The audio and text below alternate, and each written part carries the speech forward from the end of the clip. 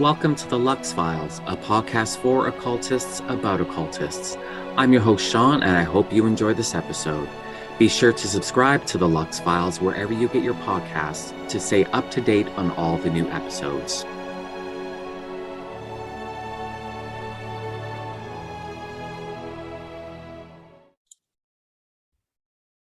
Hello, everyone. Welcome to episode 25 of the LVX Files. I'm here with my good friend, Ben Stimpson.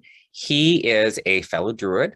He's a counseling therapist, and we've actually already been talking for an hour. What we're doing is we're doing a bit of like a cross promotion with our podcasts. So the first hour, I was in the hot seat, so I got to do all the talking, and that's on his podcast. And now I'm turning the tables on Ben for this episode of the LVX Files. Now, for all of you that follow me on social media, because we're recording this like 7 days before this episode actually dropped. So by now, for you following me on social media, you'll have seen the link to this episode of Ben's podcast. And for those of you that don't follow me on social media, there's a link in the show notes. So you don't have to necessarily turn this episode off right now and it's not like you're going to be starting in the middle of a story or anything, but definitely check out Ben's episode and then this one, or vice versa. It doesn't matter. Just make sure you listen to both. So please listen to both, please. Yeah, absolutely. So Ben, thank you for being here. It's so great. This is great. Yeah, it was so great catching up with you. And that first hour on your podcast was a lot of fun because it just, I do more, being a host of a podcast, I do more of, the interviewing than I get interviewed. So it was just so nice, like I was saying, just to sit back, relax, just talk and not have to worry about anything, not be in the driver's seat for a change. So that was really nice. And yeah, that was a good episode. Everyone really needs to really check it out. To hear your story, that's the thing. They need to hear your story, Shawn. Well, and through conversations that I have with people on the podcast, my listeners get bits and pieces of my story, but not, I try not to talk about myself too much on my podcast, just because, people are here to, listen to the guests and learn about my guests. So yeah, they don't get a lot. And especially with what we talked about, most of what you and I talked about on your episode for your podcast, I just wouldn't bring up on my podcast, So for my listeners that listen to my podcast, I think definitely check it out, because you'll learn a little bit more bit more about me. Yeah, I totally feel that. So when I put my podcast together, I was in a weird place. I just moved to Kitchener, so I live in Kitchener now. And a year ago, as of like 2 weeks ago, I moved here. And I was trying to, it was the middle of a pandemic, and I was trying to think, how am I going to put myself out there? Because unfortunately what happened was I was just getting my counseling practice started in Dundas in Hamilton. Right. And then the pandemic hit and all my clients disappeared.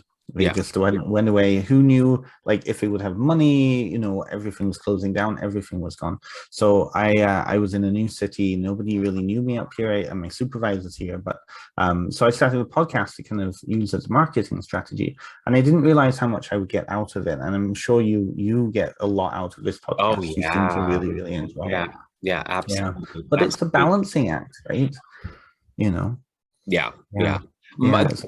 My desire to have a podcast predated the pandemic by a few months. Right. But, just with me being so busy with my business, it's one of those situations where, oh, I'll wait till I have the time. I'll wait till I have the time. And that's such a ridiculous thing to say because that just never happens. You don't just Yeah. magically develop more time. And for me to No. have more time would mean to have some level of failure in my business as opposed to Mhm. growth in my business. So, that was just a good excuse for me to not get it going. And I finally did in May of the well, it was May 1st, it was Beltane, Mhm. May of this year. And it's nice because even though the idea predated the pandemic, I think the pandemic shaped how the podcast, um, what the podcast became. I think there was, for myself personally, a need for connection and conversation. I mean, I love learning about people, and so that was always going to be a part of the podcast. But I think of just being able to sit and have conversations, and um, I think that I just had so much more of a need for it, because at that point, well, that was May of this year. So at that point, we were uh 14 months in to the pandemic, Mhm. so yeah, Mhm. so here we are. And Yeah. Yeah, I I'm feel glad you on people are that I'm one. glad people Yeah. listen to it. People seem to enjoy it. I Yeah. got my first review on Apple podcast was really, really fantastic. Mhm. And I was just looking at some of my statistics today because since I launched the podcast, the listenership was always number one, the United States, number two, Canada, number Mhm. three, UK, number four, India. Then India surpassed the UK. And Mhm. just today, I noticed that India is now number two. So I have more listeners in India than I do in Yeah. Canada. So it just Well, this is the it's thing. Yeah. Well, this is the thing. So think about the people that you're having on your podcast, right? They're very well known. Most of them are well known occultists, right? And India, it was very strange. Now that I'm actually aware and I've had a chance to really connect with authors and writers and people like movers and shakers. India and Russia are the two major markets for occultism right now. There's like a big push for Wicca in India, which is weird for Westerners interesting. to think. Oh yeah, Huh. yeah, yeah, That's yeah. very interesting. Because the middle class in India has money. They're Mhm. in a culture that is very tradition bound, right? So when new, like that whole new, it's kind of like Hong Kong, right? New innovation Yeah. is coming in thinking styles and whatnot, especially in areas that would complement Hinduism, Buddhism, whatever the current religion is, whatever their traditional background is, Yeah. and so it's very interesting to see that. Yeah, and Wicca, even for non-occultists, Wicca isn't exotic. Um, Hmm. but it would be exotic to Indians Totally. because it's European basically. And that's what I found interesting about getting a distributor for my products for China and Hong Kong. Hmm. I didn't think that there was going to be a big market for Western magic in China because they have their traditions, Hmm. you know. Hmm. And so it was just surprising, to get that Yeah. email one day from a distributor saying, "Oh, we want to distribute your Mm. products in China, Hong Oh, Kong." I'm not surprised at all. Like, I'm wow, not surprised at all you know? because think Japanese anime, their way of exoticizing magical systems in Japanese anime is to import occultism and Yeah, alchemy and that whatnot. yeah, that's true. That's Yeah, so true. you've got a whole group of like Chinese, Japanese, and Korean kids growing up watching like Full Metal Alchemist, Mhm. which Dr. Robin, all of these different things, right? Yeah, And so like sigil work and things like that totally makes sense to me. Yeah, yeah, yeah, yeah, yeah, yeah. I don't know. It's Yeah, interesting. Yeah, it's really that's interesting. fantastic. Yeah. Yeah. Oh well, congratulations on that. Thank you. Thank you. So, like I said, we're turning the tables and now we're Hot talking. seat. Yeah, we're talking about Ben. Yeah, you're in the hot seat. Um, so what I do with my podcast is I like to start at the beginning, right at the beginning. And with that first experience or set of circumstances that led you on your magical spiritual path, whatever that Yeah. happened to be. So let's start there and we'll see where the conversation goes. Okay. I have to reach back into the depths of time here. Well, and this is the thing. I say that jokingly, but I was thinking about this the other day, and I've actually been involved with paganism and magic for almost 19 years now. Yeah. It's been very disconnected because I went through waves of not being really connected with everybody. It was a very solitary thing, but I first became aware of Wicca, it was like that online, non-traditional, Silver Raven Wolf type Wicca, Right. when I was about 15, and that was in like 2001. So quite a few years ago now, 20 years ago now. Yeah. It was I like so back then, for your younger listeners, back then we didn't have many places. If you weren't in an urban center like Toronto, like LA, like New York, it was very much online, right? So I heard about this thing called witchcraft goddess worship after watching the Mists of Avalon, which was one of my Oh, earliest. yeah. Yeah. Yeah, yeah. So I That was in grade movie 10. did not do the book justice. No, it didn't. Just No, as it an didn't. FYI. No, it didn't. However, No, it it didn't. was No, nice. I mean, no. it gave us, Hmm. it gave us a little bit of paganism A uh, little bit, on yeah. Well, screen. Angelica Houston. I mean, who doesn't love Angelica Houston? She went from being a witch to being Morticia Adams to being, the Lady of the Yeah. Lake, right? She has cornered I the market. Yeah, I love Angelica. I met her when I lived in Toronto, and this was back in my makeup artist days. Um, she was in town filming a movie with Stephen Dorff and I'm trying to think of the actor's name. I can't remember. It doesn't matter. It doesn't matter. So they would have um, cast parties all the time, and they'd like rent out a bar, and Mm. so it would just be like a private event. And I'm trying to think. Stephen Dorff's assistant and his personal trainer that I would do their makeup, and they invited me to one of the cast parties, and it was so fun. And at one point, I'm sitting at a table, and Angelica is sitting to my left, and at some point, I'm like, I realize you don't want anyone gushing over you tonight, because this isn't like some sort of like public event or fan event. Yeah. Like, this is all like the in people. But I mean, I've loved you since I was a kid. You're such an amazing actress. You're so beautiful. You're just amazing. And she kept kissing me on the cheek. Oh, you're so cute. You're so great. Thank you so much. You're so Yeah. wonderful. And she kept kissing me on the cheek. And I'm like, so this is awesome. I mean, Yeah. I worked with a lot of celebrities as a Mhm. makeup artist, but that was one of the more fun Mm. experiences. Just because, I mean, it's Angelica Houston. Is that she loves her gay boys? Let's be Yeah. honest here. And I've heard plus stories. it was this was like a social event. It wasn't like purely like a photo shoot or anything like Yeah. that. So there was just that much more casualness to it. But yeah, no, she was fantastic. She was fantastic.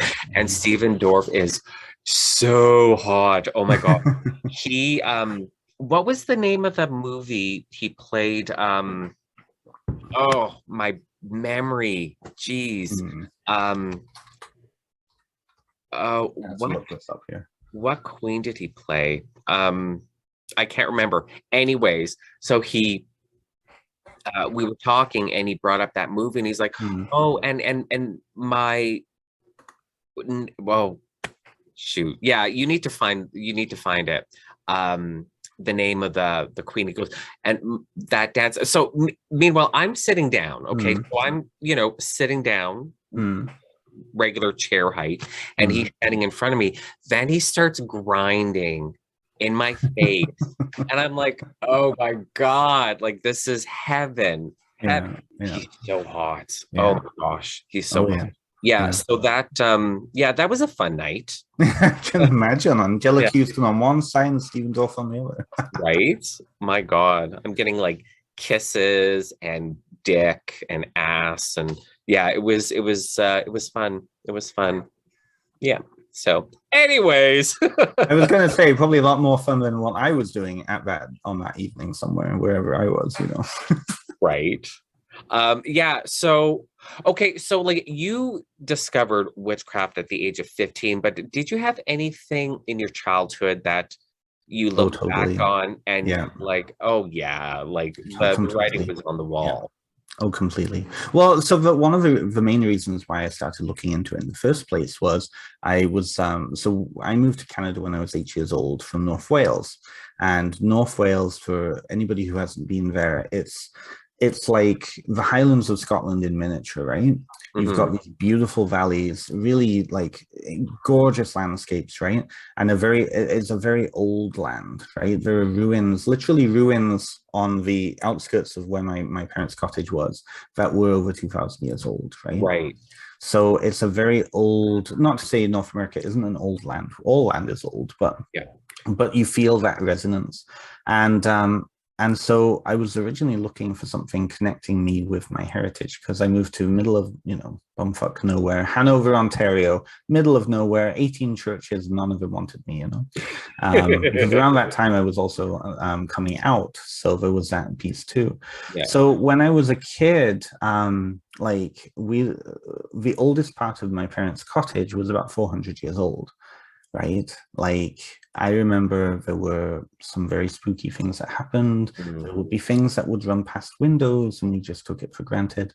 When I was a child, and I don't talk about this often, but I feel comfortable, I was visited by what people would call the hag. So I didn't have hag encounters when I was a kid. And of course, terrorized by that. But I did have experiences, and even now, like they continue even now, Mm. kind of a magical, wonderful life of Ben. But yeah, that like being steeped in that, and then suddenly coming to Canada and having nothing, right? Yeah. Although I say that, I mean I have had experiences too, but so But it's those, different. I mean, realistically, it is different. yeah, it is a difference. I feel like the experience that I've had over here are a lot more controlled. Whereas over there, because the land is just seeped with history and seeped with history that's accessible. You know that the history is there. In Yeah. North America, because the population of Native Americans was so much smaller than and widely dispersed, the history is not as entrenched. Unless you of that blood, like friends of mine who are Native, they know. And Like then plus so much of the history was actively erased. Yes, yes. But there's that kind of energetic quality too, right? Like friends of mine who in London down this way, they've told me that when they go past a certain place in Ontario here, they know something has happened there. They don't know what it was, but they know that something happened there. And meanwhile, I'm just like, do. Yeah. But yeah, I had experience as a child, and so I wanted something to connect me with that. Now back then, I had no idea of like magic, and I had no idea about energy and those experiences. I only gained that information and gained that understanding later on. I and I mean reading like the silly web pages when I was a teenager that didn't really give me anything. It wasn't a deep understanding until I really started to connect with people. So I got onto Witchfox, which those of us who are older, we know what that is, right? Yeah. and I started connecting with people on there, talking to people, and I fell in with a couple of guys who were a few years older than me, gay guys. So first of all, I was coming out, which was a big part of my identity then. And Yeah. still, I mean, it still is, but like that really connected with the magic too. And so I was very interested in these people, and ended up, you know, my first big crush was with one of these guys. And I remember my first psychic fair was actually like selling a load of my stuff and then taking a bus down to the airport, to a little hotel down there for my first psychic fair with these people. So I started to have experiences with them, but it was really very shallow. I didn't own it. I didn't really know what I was doing. You know, it was very, you know, yeah. So but kind of took a detour in the spirituality away, and I started looking into Hinduism and Buddhism, and finally I came back, really came back to magic about 7 years ago.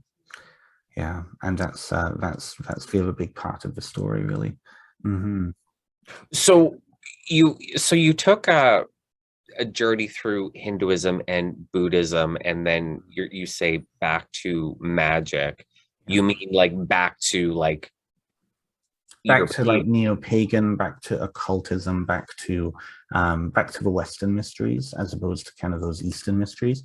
And was it just like a natural transition, or were you like I no, I need something different because like from the Hinduism or Buddhism, or was it like just like a natural progression? I think it speaks more to where I was in my life. So I went to university, I went to college. That took a huge amount of my time up, and then I was forced to stop university and put it on hold.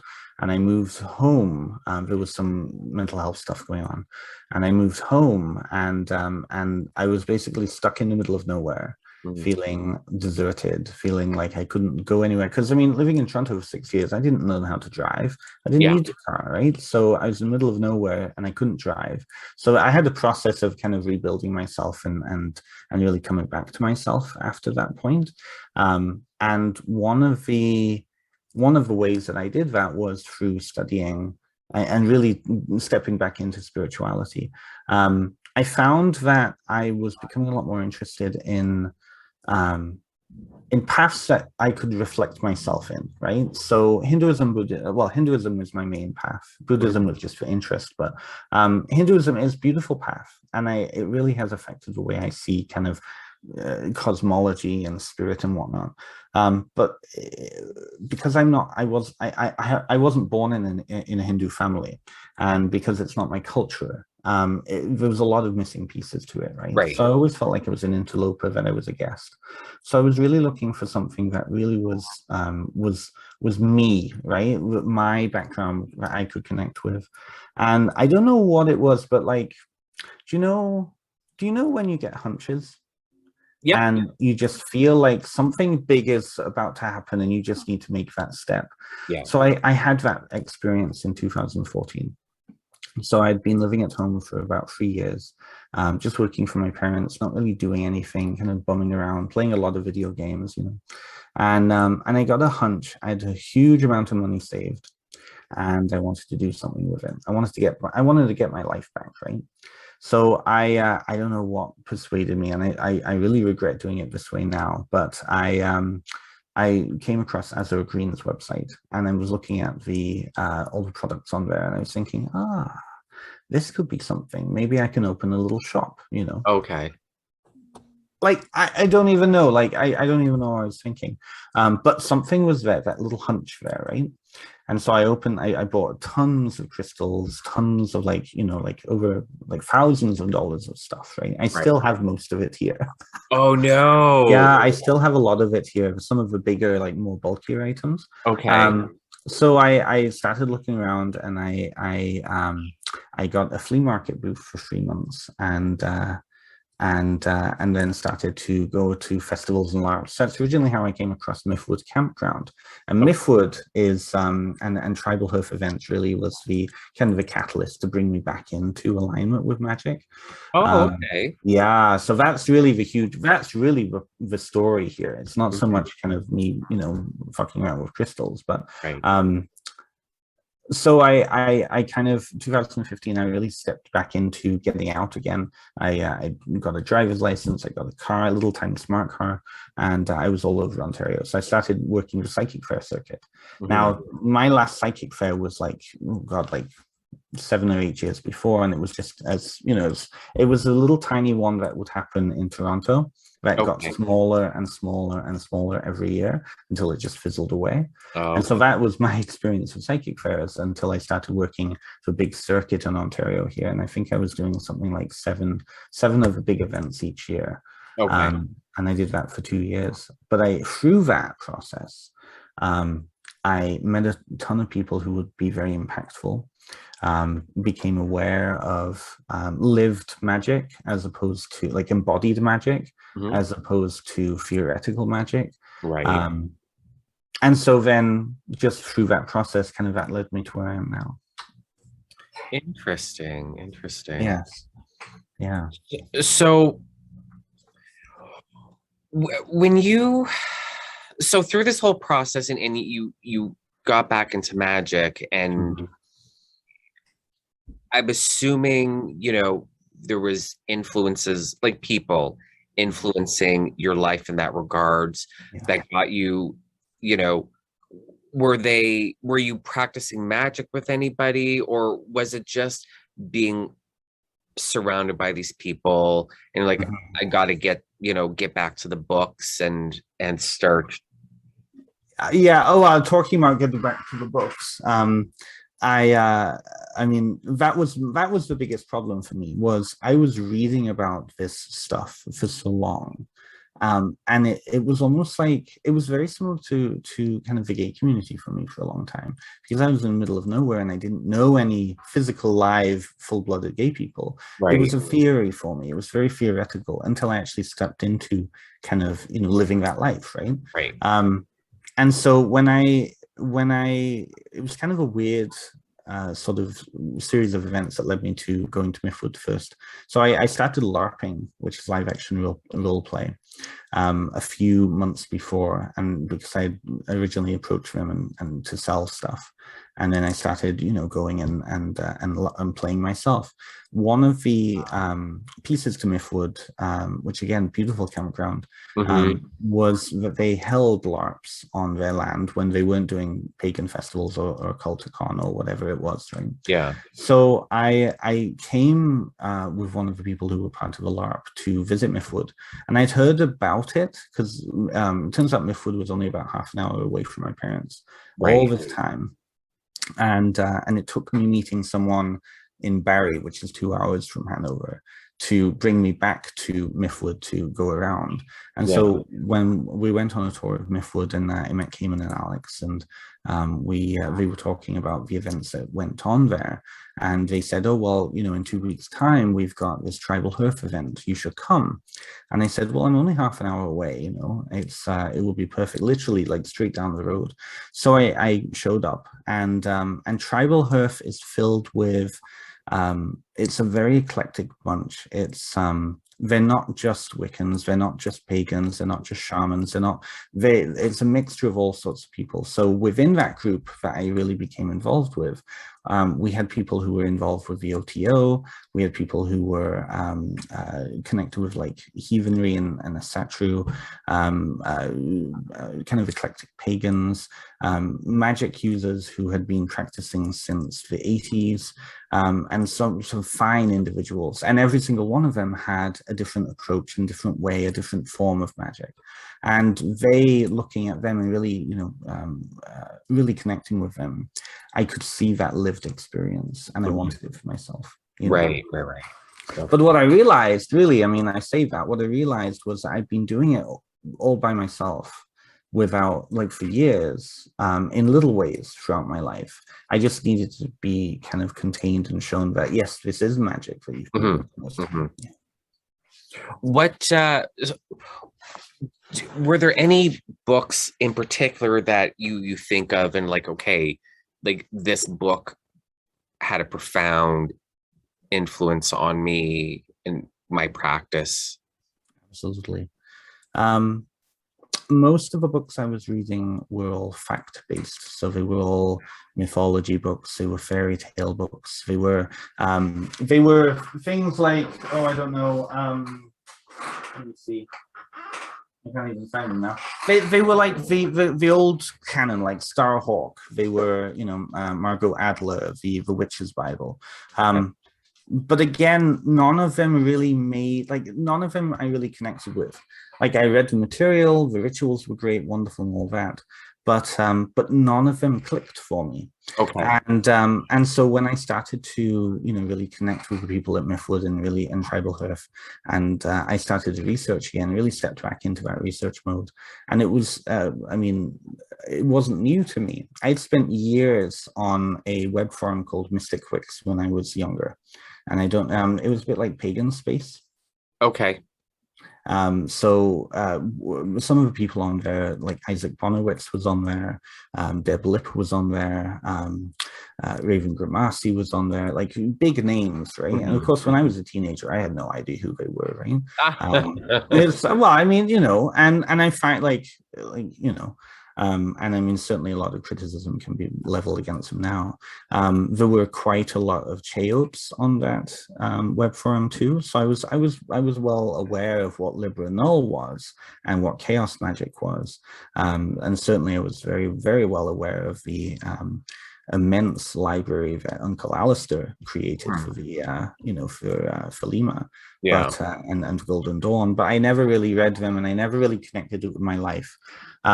So the one of the earliest books, about 7 years ago, I picked it up now, and it really connected with me, was an occultist in Germany named Jan Fries. I don't know if you've ever heard of him. Mm-hmm. Yeah, so his book Visual Magic, which is it's only a tiny little volume, but the way he spoke about sigil work in that, the way he connected it with his daily routine, we were talking about routine earlier, the way that he linked it with parts of his life and made it just normal, and normalized it, really affected the way that I approached my magic. And then after that, I just took off. So the preceding years after that, 2016, 2017, huge, massive growth years for me. Like I feel like 10 years were like shoved into these like 24 months because so much happened. Right. And now you also had so much theory behind you, because it's not like you weren't reading the books or anything like that. You had the books, you absorbed the books. Yeah. Now everything is coming out. Exactly. Yeah.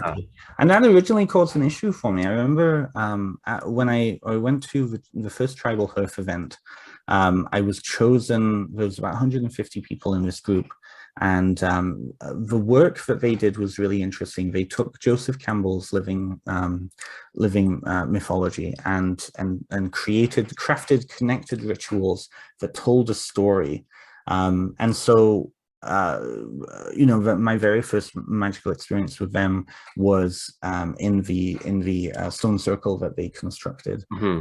12 o'clock at night in the middle of August, 60 people in this big space, and we were completely silent.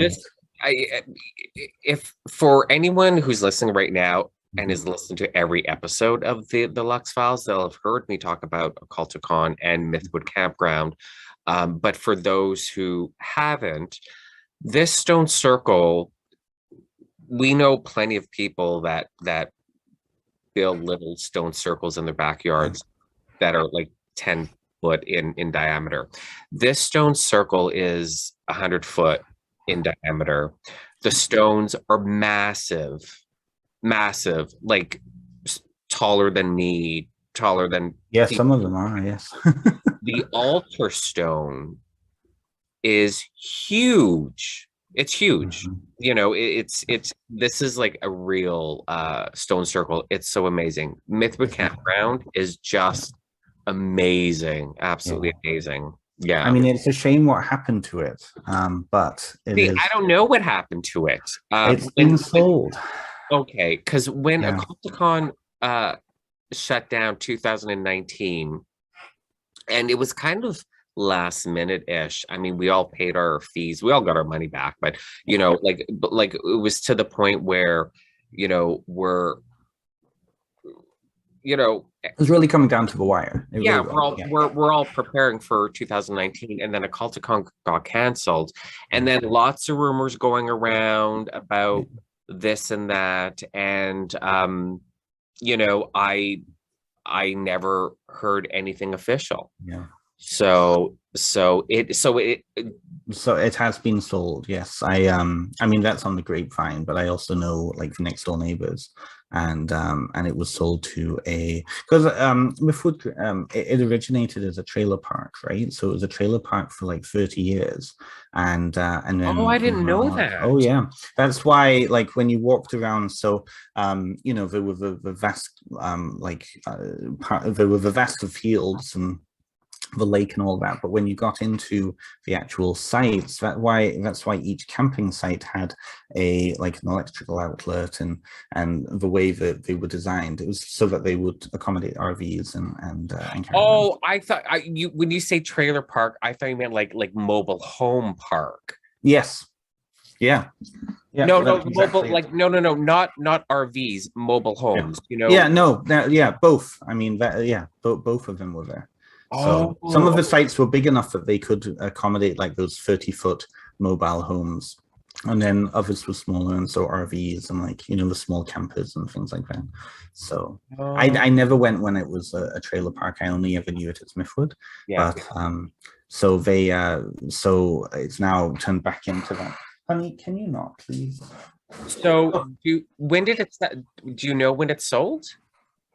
I have no idea. I haven't like with the pandemic. I haven't really had a chance to really speak to anybody. So, I but it was wonder, early last year. I mean, the buildings, Mm-hmm. now again, like there are some buildings and the stage, and the Mm-hmm. buildings look like they were medieval Mm-hmm. Tudor style. There was the stage, Mm-hmm. um, all built out of wood, but it looked like a castle, like Yes. towers with the crenellations and whatnot. And all the groves and the stone circle and the Mm-hmm. stone and the sword on the Yeah. little island out on the lake. Seahenge, like all of Yes. the pagany Yeah. mythic stuff. Like Mm-hmm. what, like w- what's going to happen to that? Where is it? Is it going to No stay? idea. You know what I mean? It's just, oh, Yeah, it's I so don't know. tragic. It's so Yeah, tragic. it's one of the it was a very emotional situation, Mhm. definitely. But I also realized that I mean that coming back to that like Buddhism piece, right? Um, that piece around impermanence, right? So this was a piece of land that so many people connected with and worked with magically. There were shrines and altars and Yeah. circles and all everywhere, right? I mean, Every remember corner. we consecrated the voodoo shrine Yeah, that just the exactly. year, 2018, Hmm. and Yeah. just how Yeah. tragic. How But tragic. that is so like that's almost part of the point, right? So this work was done, and like to bring it back to like embodying magic, right? Ritual can't go on forever. There needs to be an end or a conclusion or a shift in order for then the ritual work to do its work, right? Mhm. It doesn't mean that that ritual can't be resurrected in a different form, or that magic working kind of continued in a different way, but there needs to be that kind of shift, right? At least my opinion, anyways. Yeah. And so Mythwood was that kind of, it was a catalyst, it was an embodiment, it was a container for all of this work that all of these people were doing. And then it's now dissolved and those people have moved on to other things. And that's the embodiment of change for me, right? Yeah. So, Yeah. it's almost fitting. I mean, as much as it's sad and it's emotional, but it is fitting of that. I Yeah. suppose, you want to look at it in that regards, then yeah, Mm. it's fitting and it kind of makes sense. But it was a place for magic, for ritual, that you know just should have lived on just for a little Mm. while longer. I remember like some people like, oh, we should all, like um uh basically like pool our money and Mm. like all have shares in Mythwood, da da da da Mm. da, and like Mhm. Yeah, I mean that's an option, but again, that was back like that was during like everything was purely rumor. Like Yeah. people were talking that they were going to put it up for sale, but it wasn't actually up for sale. You know what I mean? It was just there was just so many unknowns at that time. Yes. Yeah. Yeah, and that's, I mean, if that had happened, if people had, like, in retrospect, if people had pulled their money together and the amount to keep it running was quite high, and then the pandemic happened, there wouldn't Yeah. have been any way to, so Yeah. in retrospect, but it was an emotional thing to leave. I had a lot of growth and a lot of fun times there, and it wasn't just like the ritual and the magic, it was the people too. There was some Oh, fantastic people absolutely. connected Yeah. there. Oh, Yeah. the friendships that I made Hmm. because of Mythwood and Occulticon Yeah, are just precious. totally. Absolutely. Yeah, Yeah, and absolutely. those are the pieces that you can continue and take with you and bring into different spaces, right? Yeah. Yeah. Yeah. Yeah. I look at the photos um, that I took of Occulticon every now and again, and just those moments were I was just so alive during Mm. those times, and looking at the photos, it doesn't feel like memories. Mm. And what I get a sense of what you know how alive I felt and the energy Yeah. being present in that place with all Mm. those people.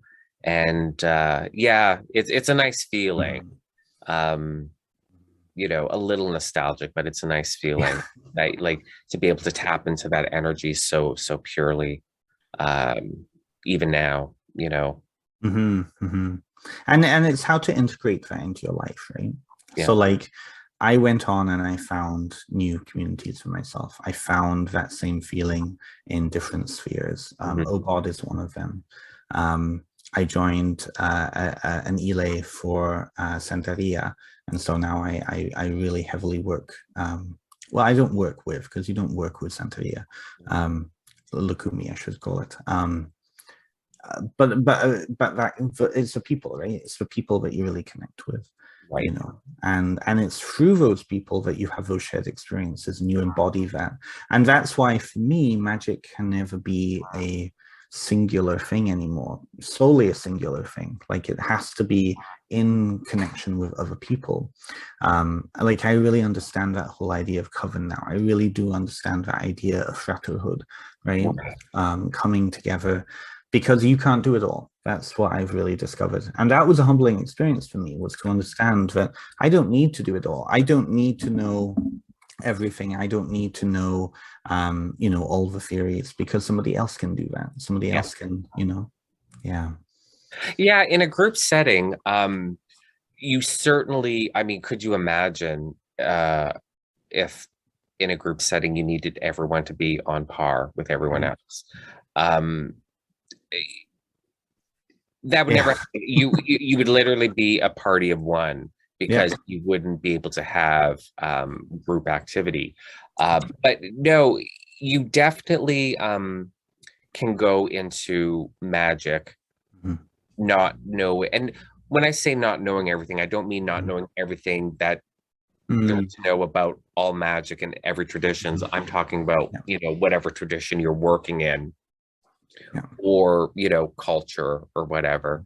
um that's not what magic is. Like when you're in a group setting and you have, say, an adept or a high priest Yes. or a high priest or whatever, you Mhm. know, they're the ones that, and you're less experienced. They're the ones with the experience and the knowledge, Yes. and that's why you're there. Yeah. That's Mhm. part of the reason why you're there, is to have the experience with people that are more knowledgeable.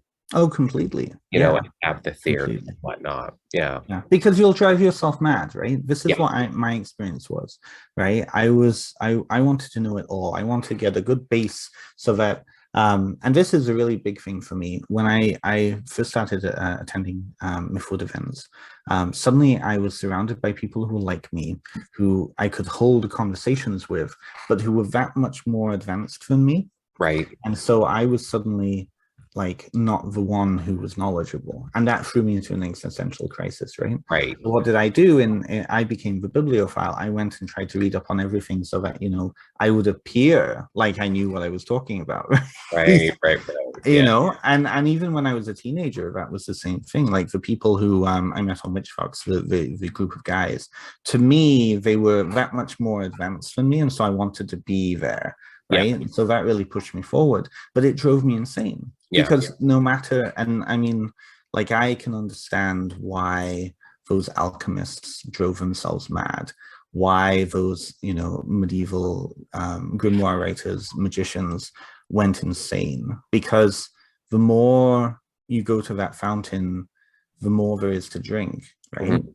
You know, and Yeah. eventually you just have to stop and you have to say, okay, I am not interested in doing this. Like ceremonial work is not something I'm interested in. Okay. Sigil work I am. Yeah. Yeah. Talisman work I am very interested in, you know. But when it comes to conjuration and whatnot, I'll go to a reader to do that, or I'll go to, you know, I'll go to someone like you to conjure for me and then get that information. You know, I Yeah. don't need to. And the amount of weight that was taken off my shoulders when I finally got to that place, then I realized, okay, I'm living my magic now, Yeah. because I know then I don't need to be everything, you know. Yeah.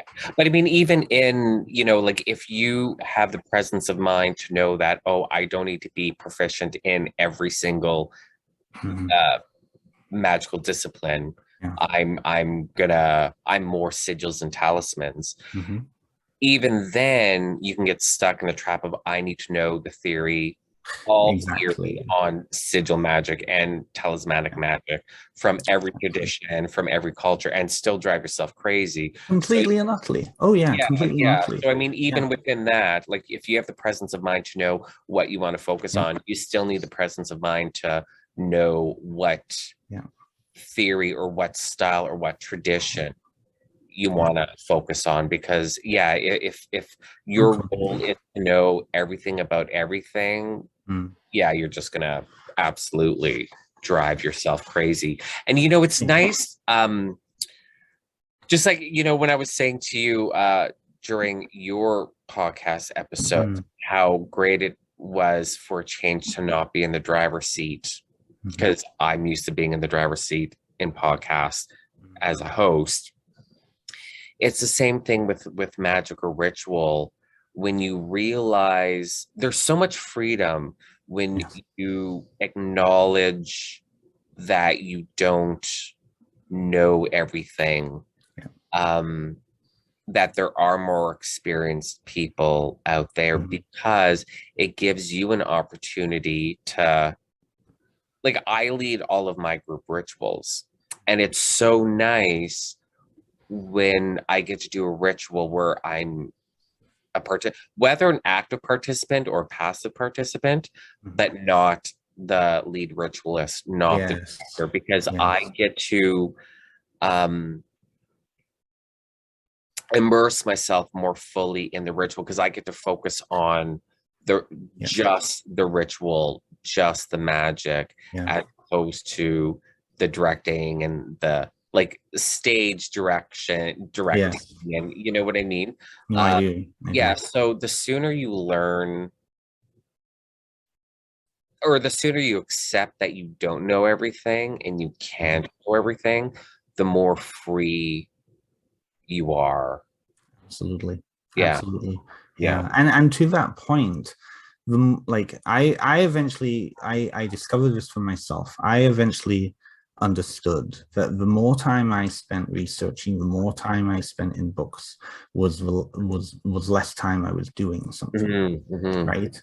And there is something about that lived experience. Again, I keep coming back to that lived experience and embodying it. But there's something about the experiential knowledge that really then will allow you to understand when theory is good and great and wonderful and applicable, and when it's just words on the page, right?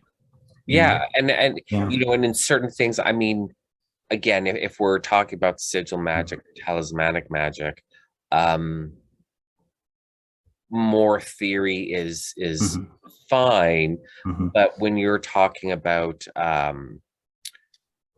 working with nature, connecting with nature, the elements, whatnot, I mean, you can read about that from until the cows come, right? But unless you're going outside and immersing yourself in nature, you're not gaining anything. Totally.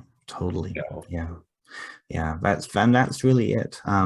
Another big part of my, and I'll introduce it now, another big part of my kind of my approach lately has been ancestral work.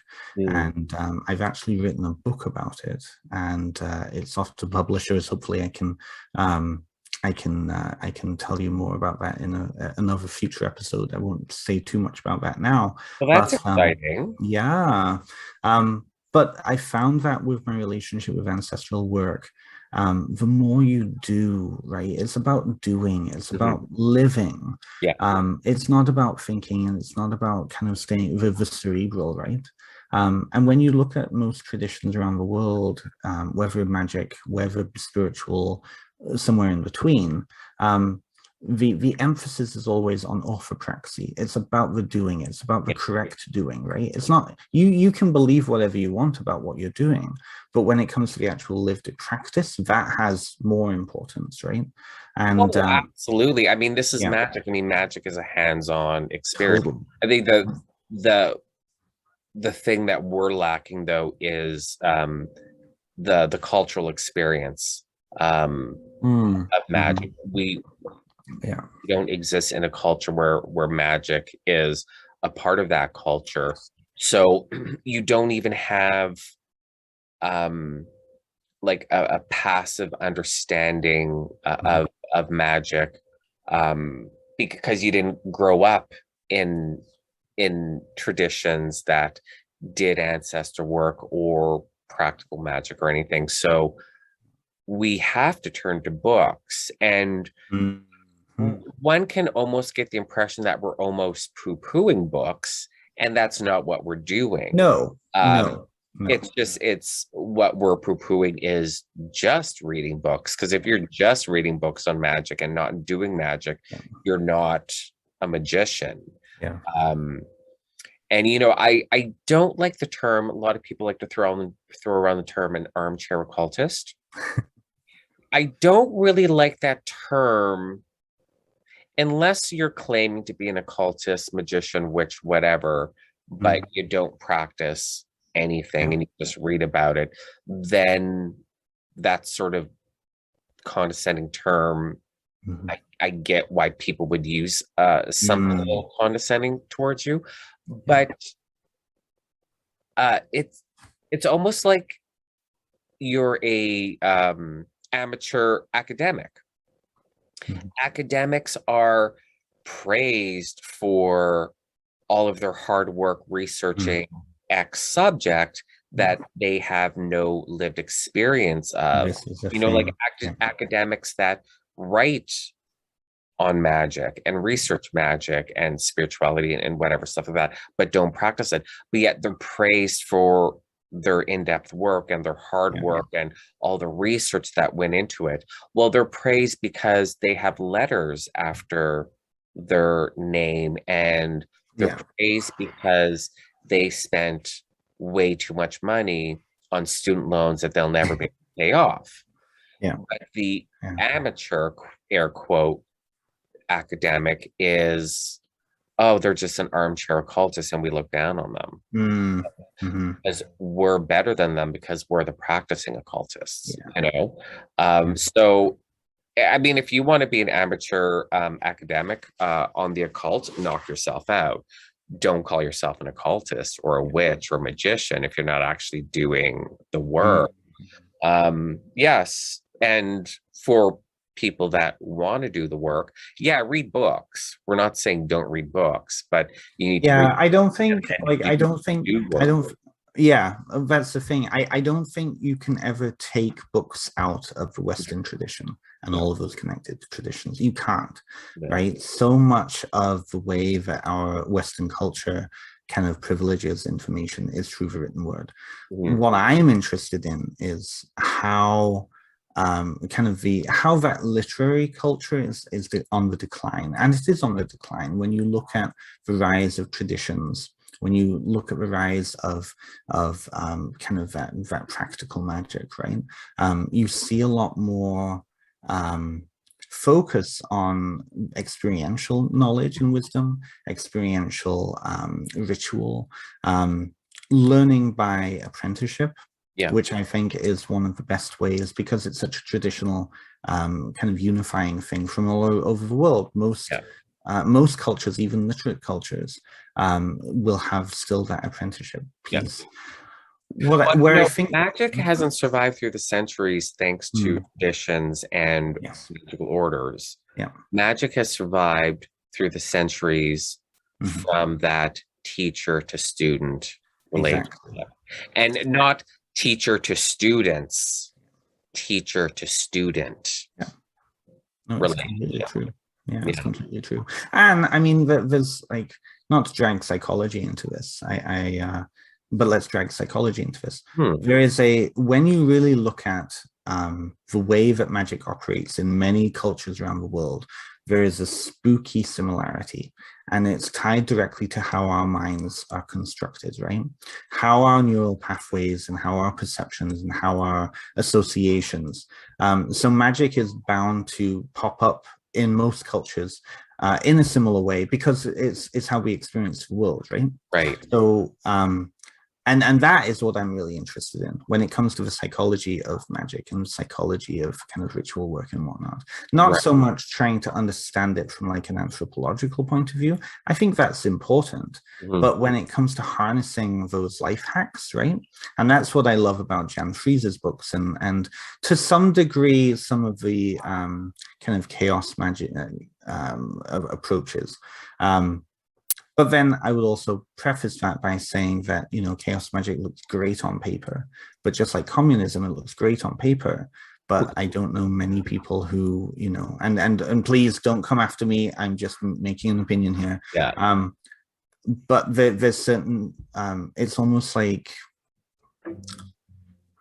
the difference between kind of morphine and heroin, right? So the more you go down that psychological way, the less those kind of organic cultural components that are going to keep you safe when it comes to magic are taken away. Mhm. And suddenly you'll be tripping out and high on this really intense energetic work that you're doing without any of the kind of the organic safeguards in place, you know? Yeah. That's a whole conversation in itself, though. Yeah. Right. Yeah. Yeah, Yeah. you know. Yeah, I don't know where we kind of got lost in the conversation. No, that's what this podcast is for.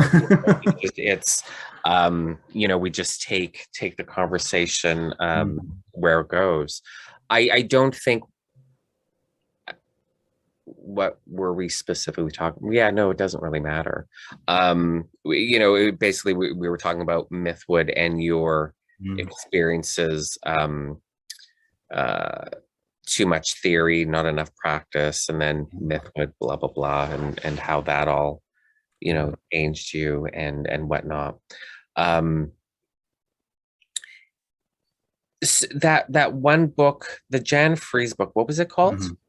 It's called Visual Magic. Visual Magic. So, That's it. You mentioned it twice. So you know where it is now. well, first of all, like that's the only book that you really mentioned. Like you mentioned a few in Well, passing, just as almost aside. yeah.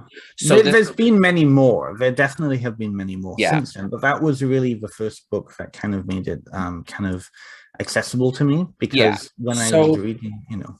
so when you look back on that book, um, does it still hold up for you?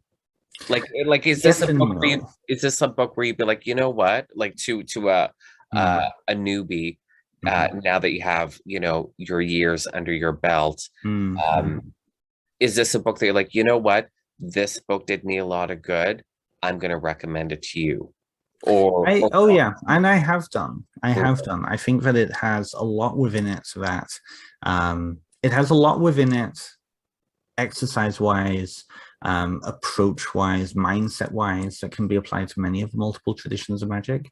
right, Um, now I'm very eclectic. When I was out exploring, I looked into hoodoo, connected with people. That's originally how I connected with the ATR community, the African tradition community.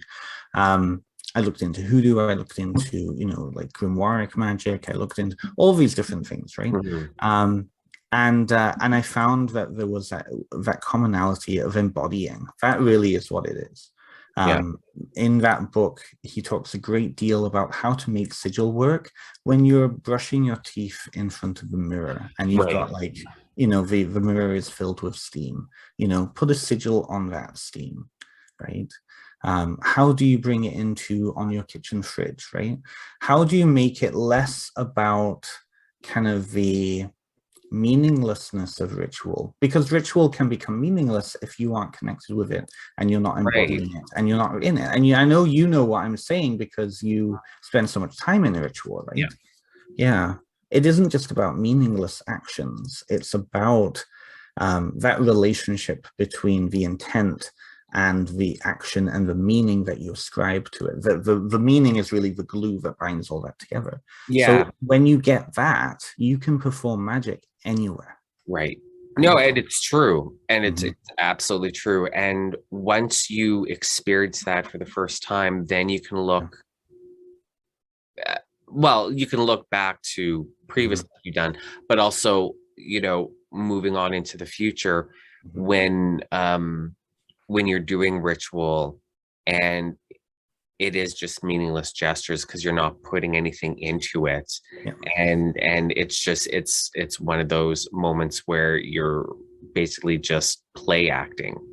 exactly. You're not putting anything into it, you're not putting yourself into it, you're doing it just because it's become This, a part of your routine, you this know. is the thing. Yeah, this Yeah, is the thing, and this is why so many of those early witchcraft books and I mean, I love Damien Eccles. I really, really appreciate everything he said, but his first book is like that as well. I find that it's great material. It's got the material in there, but if you're picking that book up as, say, a kid from Tennessee or whatever, right?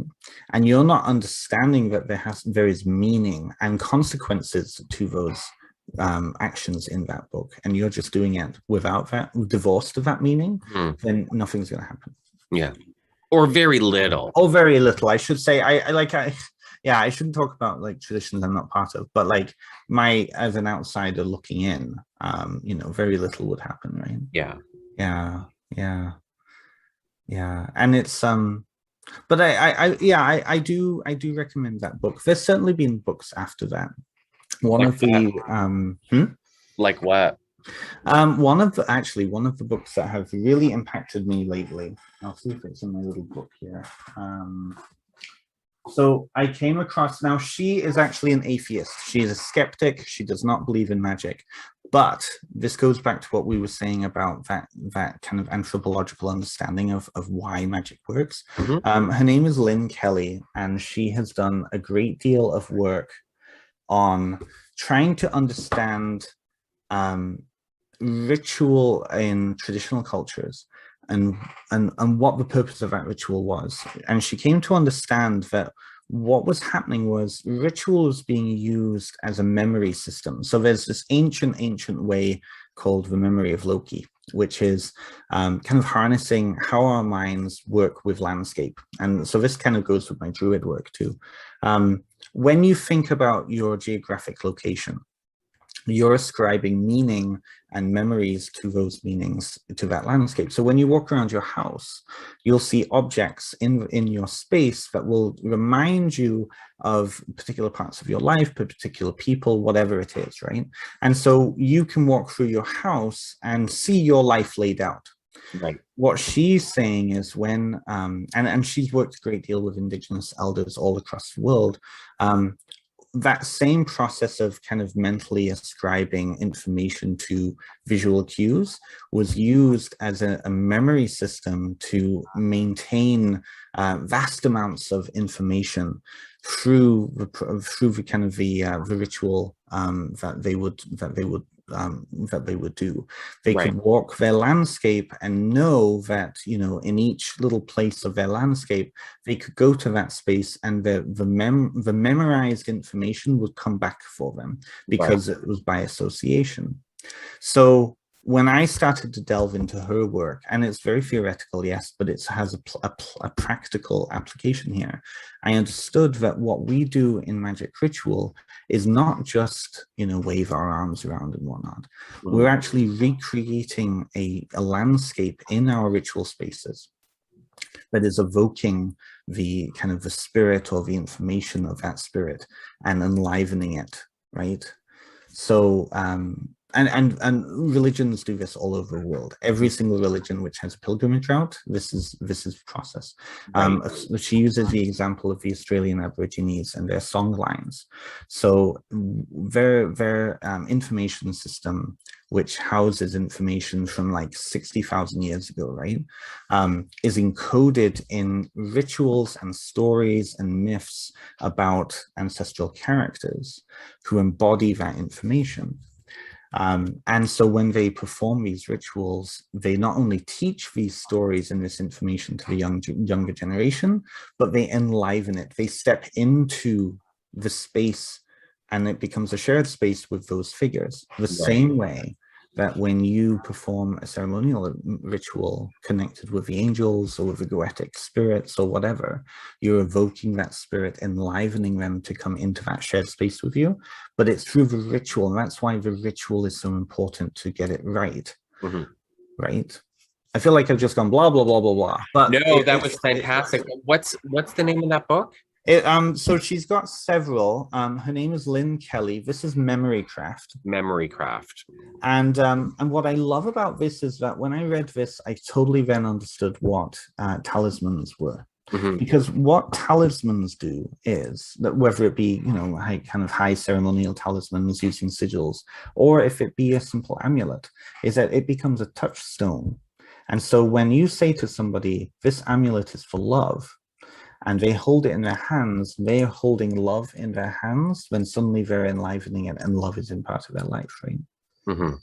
It becomes magical because of the meaning we ascribe to it, and the meaning makes it magical. It's that kind of circular process. Yeah. So love it. And so that's like that I absolutely love. And that's come a lot into my psychotherapy work lately too. Okay. Tons of stuff. Yeah. Yeah, I could see that. It's where that's the importance when it comes to reading books, the importance of not just sticking with pagan authors or witchcraft authors or magician authors. You know what I mean? Well, and that's the thing when you look at the classical magicians and you look at the, you know, the John Dee, Agrippa, Michael Scottus, all of these people, right? Most of them were polymaths. They weren't just looking at magic. They were looking at magic and astrology and the natural sciences and geography and, you know, all of these things. And they all were connected together. There was no separation. Whereas nowadays I find that when you open a book on magic written by whoever, who knows, somebody online, and they just focus on those little things, the connecting intersections are not there. And that makes me bored. It makes me bored, you know? Yeah. I mean, you know, it's when you're writing, you know, about magic and something, you know, very specific, you know, you're not going to have an all-encompassing book. What is an all-encompassing book on magic? Yeah, you can also ask, but you know, so it's fine. I find that because, you know, most authors on magic aren't multidisciplinary. That despite their best efforts, there's so many holes and gaps that they just can't fill. Oh, totally. The reader can't fill until they explore a wider world of knowledge, you know, because it's because practicing magic isn't just about learning magic. You know, like there's so much more. It grows with you, right? It grows with you. If I had tried to tell my younger self what I just said to you when I was 15, I wouldn't have gotten it. Yeah. Know? Because I wasn't there, right? If I had tried to tell my younger self about embodying in a time when I wasn't even comfortable in my own body because of my sexuality, I wouldn't have been able to get it. You know what I mean? Yeah. Yeah. You know, it grows with you. And I think that's what I appreciate about quite a few of the people I met at Mythwood, was that many of them had been practicing for so long, and yet they never let it get to their head, right? They understood that the, you know, who they were in the 1980s at Starwood in the States was very different from who they are now presently. Yeah. But it, you know, their life now is still as filled with magic. It's just in a different way, you know. Yeah. Oh, yeah, absolutely. I mean, I sometimes think back rather nostalgically on my teenage years when I was first discovering magic and witchcraft and paganism. And my life seemed so magical and full of magic, and the solution to every problem was run to my book Searching for a Spell. Right. And it's funny because I think, you know, there was that sense of newness, sense of wonder, and the inhibitions of youth to, you know, you're not so much questioning and you know, thinking about theory and reason and logic and blah blah blah blah blah blah blah blah. And I have to stop myself a lot, because as an adult, when I look back with a sense of nostalgia on those times, I have to stop and be like, Shawn, you just did 3 hours of ritual every day for the past 3 weeks. When you're not doing personal ritual, you're in your ritual room making magical products in a ritual process. Shawn, all your life is magic. That's the thing. You know, it's just, it's different. I'm different, you know, and there's certainly a lot less spontaneity about my magic now. But it's not less magical. It's just different, you know. Completely. And of course my magic's different because I'm a completely different person, because right now I'm 42. We're talking about me when I was 14. Those are obviously two very different people, but also too, I had one initiatory experience that changed me so dramatically that you know, the adult Shawn before that and the adult Shawn after that are different enough that I don't even think they would get along. If they were two different people existing in the same space, I don't think they would actually get along, to be honest. How beautiful is that, right? How beautiful is that? You know, I feel fortunate for two reasons. Reason number one, that pre-initiatory experience, Shawn wasn't as good a person as I thought I was at the time. And two, even people that experience initiation don't necessarily have that, you know, that full initiatory experience. You know, there's a difference between initiation and an initiatory ritual. Totally. You know, totally. Yeah. Yeah. If there isn't a death component then it hasn't been an initiation, right? Yeah. And I mean, with, initiation rituals have two components. They have that signifier that you've gone from here to here, um, almost like a formality, pomp and ceremony of recognizing, that you've completed this and you're moving on to that, which is fine. There's certainly a place for that, but that initiation, within that initiation ritual, there should be some change. It may not be massively dramatic in that moment, but there should be some change there. But an initiation ritual should initiate the process. Like when you're finished your initiation ritual, I don't care what tradition you're in, you're not done. Like it's no, it's just the first step. It's just starting. And for me, it wasn't through ritual, an initiation ritual, that I experienced this. I was working through the Bardic grade with Obod. And I can't remember, I was having a conversation about this with who on my podcast? I can't remember. Was it Michelle Boulanger? I think you spoke about it. Well, I've mentioned this a couple of times, but who was I talking to? Oh, it doesn't matter. It doesn't matter.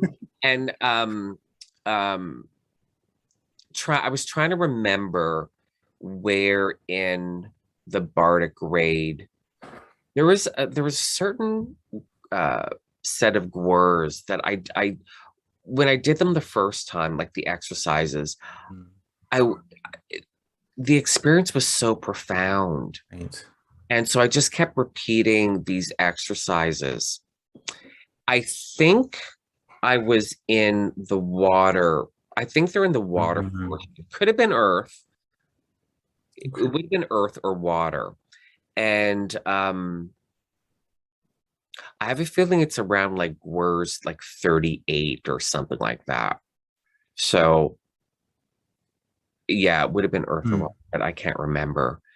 And I was having such profound experiences and starting to really learn things about myself. Like those things that tend to be like deep down and hidden and locked away and whatnot. Yes. And I was going through my natural healthcare practitioner's certification program at the Transformational Arts College. Oh, nice. So, I didn't know you went to Transformational Arts too. Yeah, so, Hi, everyone. Thank you for listening to the Lux Files.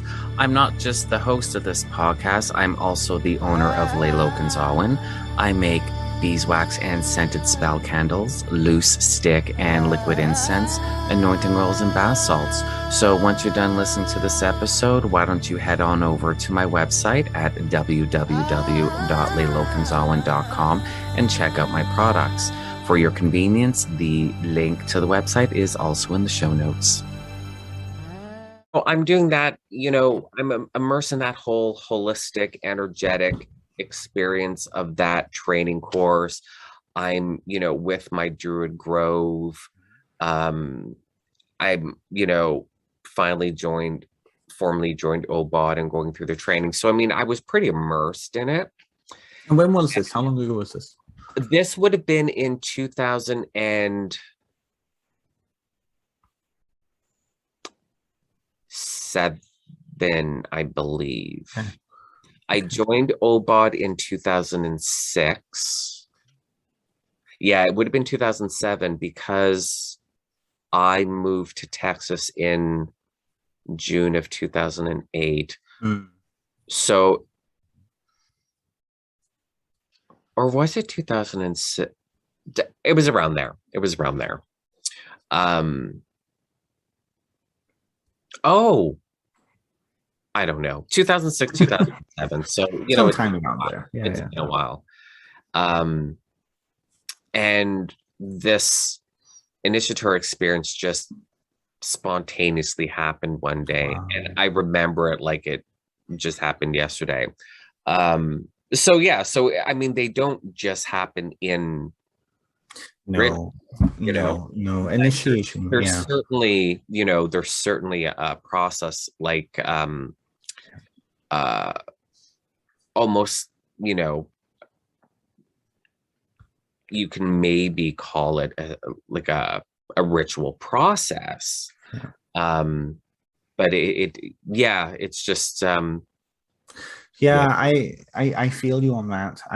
As you were talking, I was kind of contemplating those moments of big transition change for me, and Okay, not all of. hold that thought for Okay, a second. I'm going to pause because when okay, we had that break between your podcast and my podcast, I tried to get my dogs out for a pee. They okay, didn't want to go. So I'm gonna put them out now. So I'm just gonna be a few okay, minutes. So I'm just gonna okay, hit pause okay. and then we'll be right back. There we And go. we're back. So you were just gonna, I think, share a transformative. Yeah, well, I wanted to pick up on that point about kind of, just looking around and realizing that your life is magic, right? That piece about initiation, I think, is important, especially in realizing that it's not a singular event. You're completely right. It is that initiation. It's initiating a process. And for me, there was no singular kind of initiation event that caused so much change in my life. But in retrospect, looking back, getting to a point now where I can see that my life is magic, and I do. I embody my life. My life is magic, and that realizing that has been definitely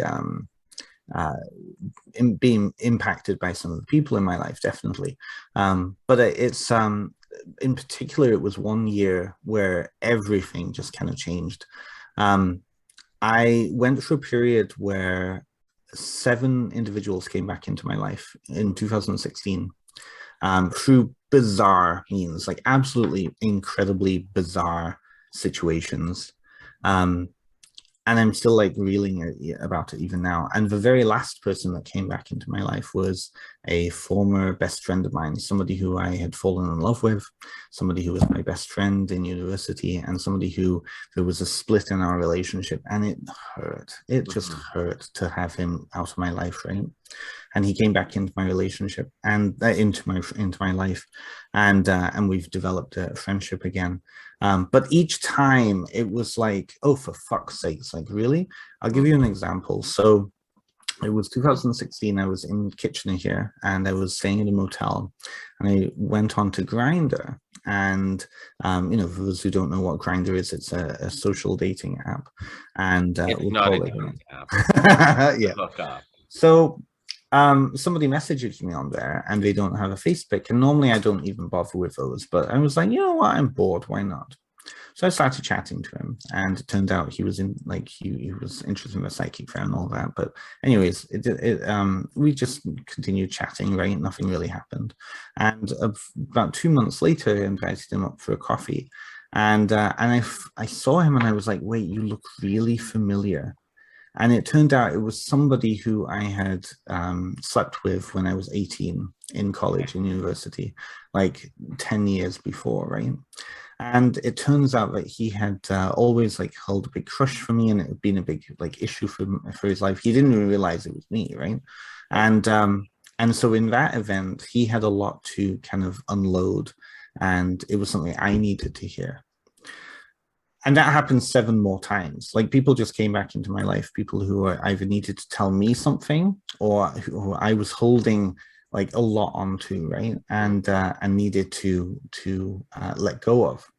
And by the end of the year, it was pretty much the message of the universe, like, don't live in the past, you don't belong there, right? And up until that point, I'd been realizing I'd been really holding onto the past and living in the past, not stepping into my present. And that's when I knew that magic was happening in my life all the time. I was just unaware of it. By about the 4th person, and like, it was bizarre. Like, some of this was just absolutely bizarre, how they would show up. Like, one person, I met them on Subway, just randomly. Like, Right. what are the chances, right? But I started to get a feeling when something was about to happen. I would get a feeling in my gut, like weird little patterns would start, little synchronicities, little, things like that. And then I would know that something was just about to happen. And it did. Yeah. And that is something I still live with even now. I still have that part of my life now. Mm-hmm. You know. Mm-hmm. Yeah. But the change that came out of that, to be able to step into the new me, Yeah. the person I was becoming. But I don't know if that would have necessarily initiated if I hadn't, started to work what I had worked the previous year. Yeah. Yeah. Yeah. Yeah. Now, Mhm. when did you join? I know this. I just Mm. don't remember. But I mean, even if I did remember, it's a good subject for the podcast anyways. But when did you join OBOD? Absolutely. So it's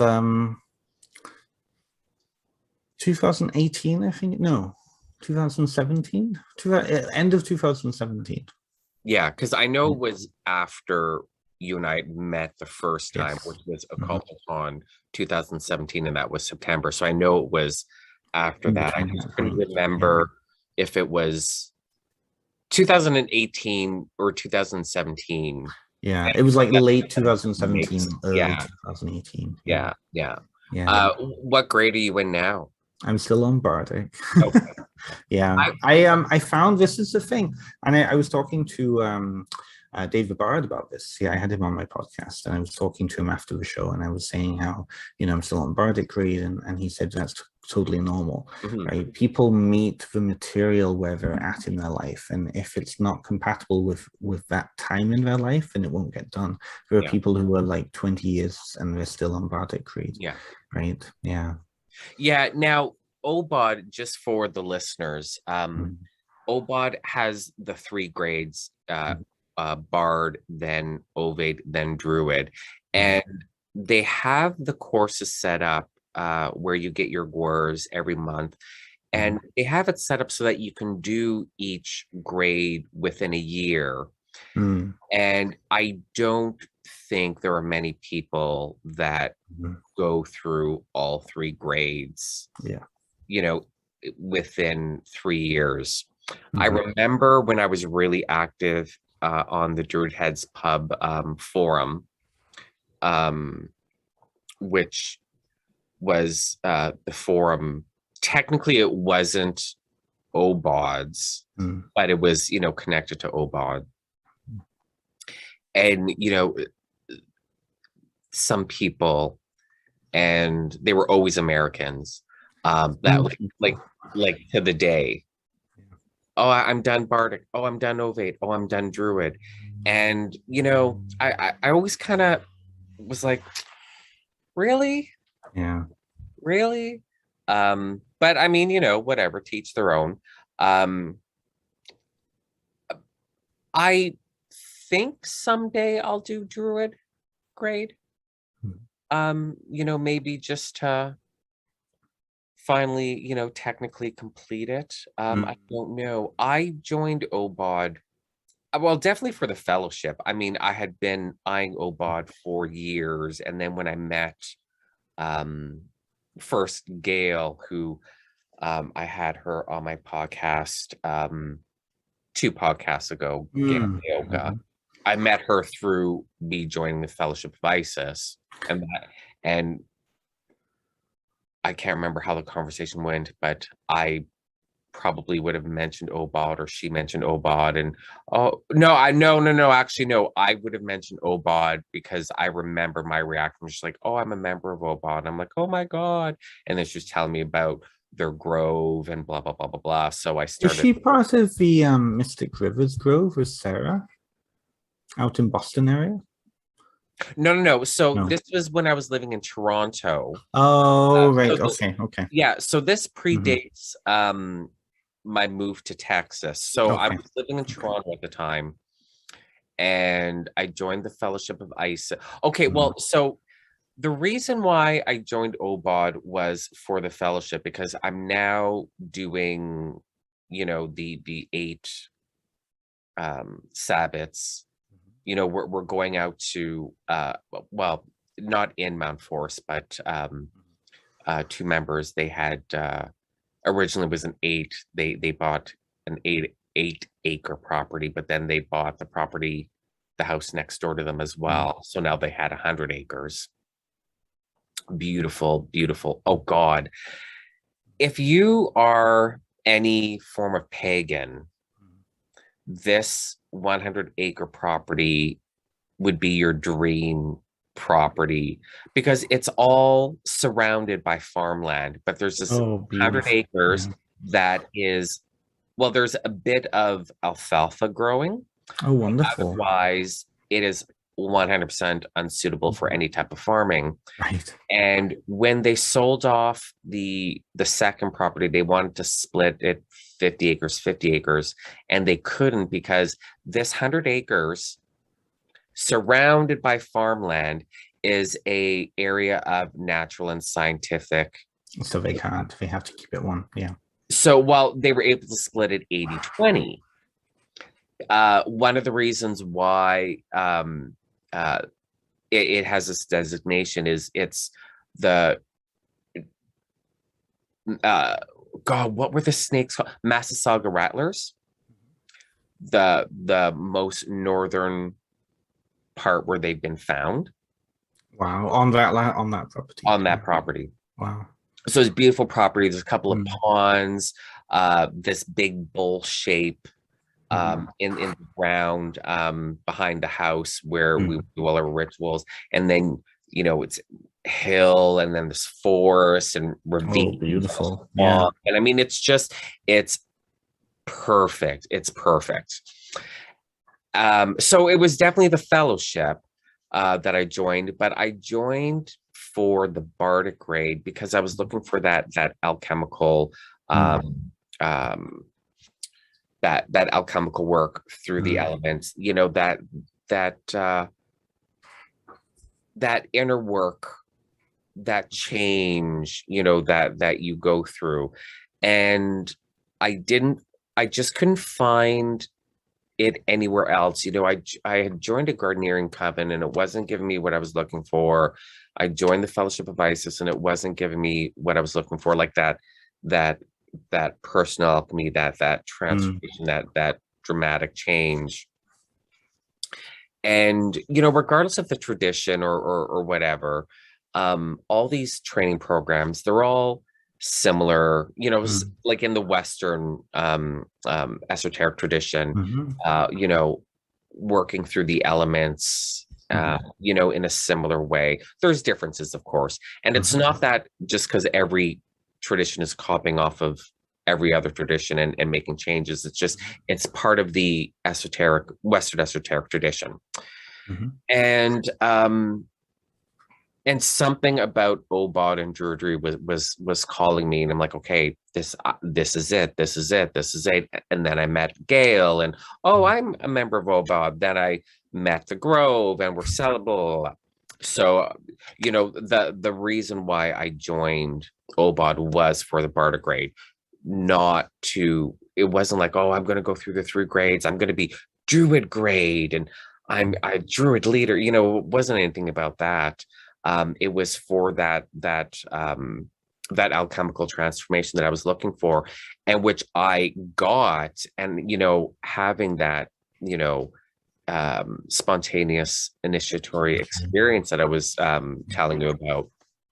So so I got what I went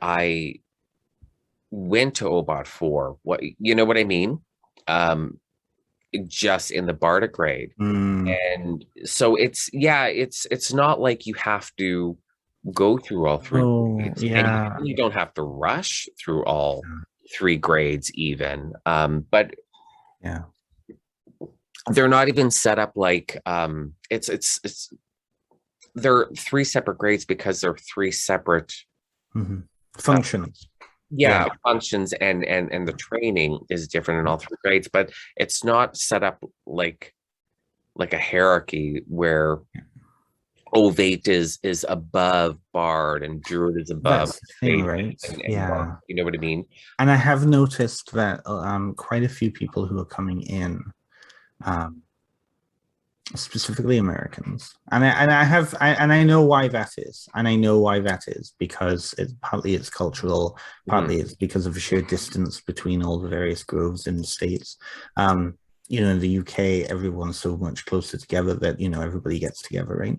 Mhm. But I yeah, that hierarchy piece is certainly an interesting kind of cross pond kind of issue, but it Mhm. isn't that, right? It is really each function is very different. With me, I'm finding that because storytelling and the power of story and the kind of the relationship between kind of the recipient and the teller of stories is such a big part of my life right now. It's a big part of my magic. It's a big part of my psychotherapeutic work. It's a big Mhm. part of my personal work.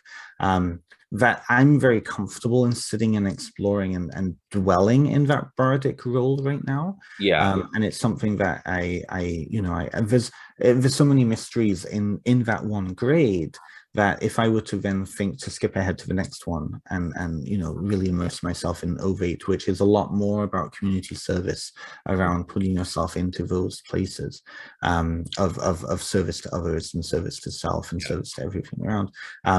I don't know if I would. I feel like I would still have a lot of work left to do in the bardic grade, even though I've done the material, right? Yeah. Yeah. Yeah, And, it's about embodying it. yeah. And, that's a thing because with the change that I experienced because of the bardic grade Mm. led me to, and the also, like I said, I was doing that holistic program Yes. at the time too. So you have the ovate stuff Mm. I was already living. Mm-hmm. Um, the community service and the leadership through ritual that you find in the druid grade. Yeah. Um, I got to naturally, you know what I mean? Because the thing about the OBA course in particular is it's such a natural progression and transformation, um, almost logically so. Mm-hmm. And so I'm at the point now, like I would do the druid grade just for the formality of getting, you know, the the certificate, quote unquote, the title. You know what I mean? Um, the need and the need for that just lessens as the years go by. That Yeah. validation, or that Mm. authenticity, you know. Well, Yeah. because you're already serving the responsibilities, right? Mhm. You're already fulfilling those responsibilities that will come with that. Because I find like with titles anywhere, right? It doesn't matter what tradition, it doesn't matter what it is. Um, the immature mind would look at those titles and be like, that's where I want to be. When in reality, it's more of just a calling card for the responsibilities that connects with that title, right? And so when like what strikes me about what you were talking about in the podcast, like my podcast episode, you were talking about stepping into that role with your drag of fundraising, of assisting and doing charity work and stepping into that leadership role through that. But it Mhm. isn't leadership role for the sake of leadership. It's really the responsibility.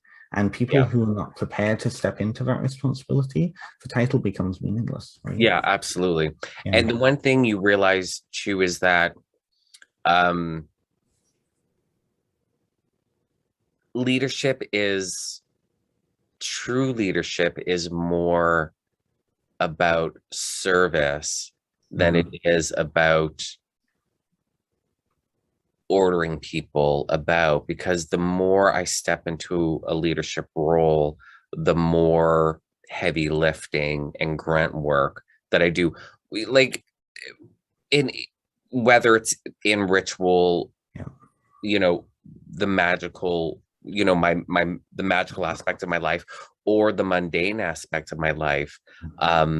True leadership, you're, you know, you're not at the top, you're not at the pinnacle, you're at the bottom, you're the foundation, you're the one that has everyone else on your shoulders, you know.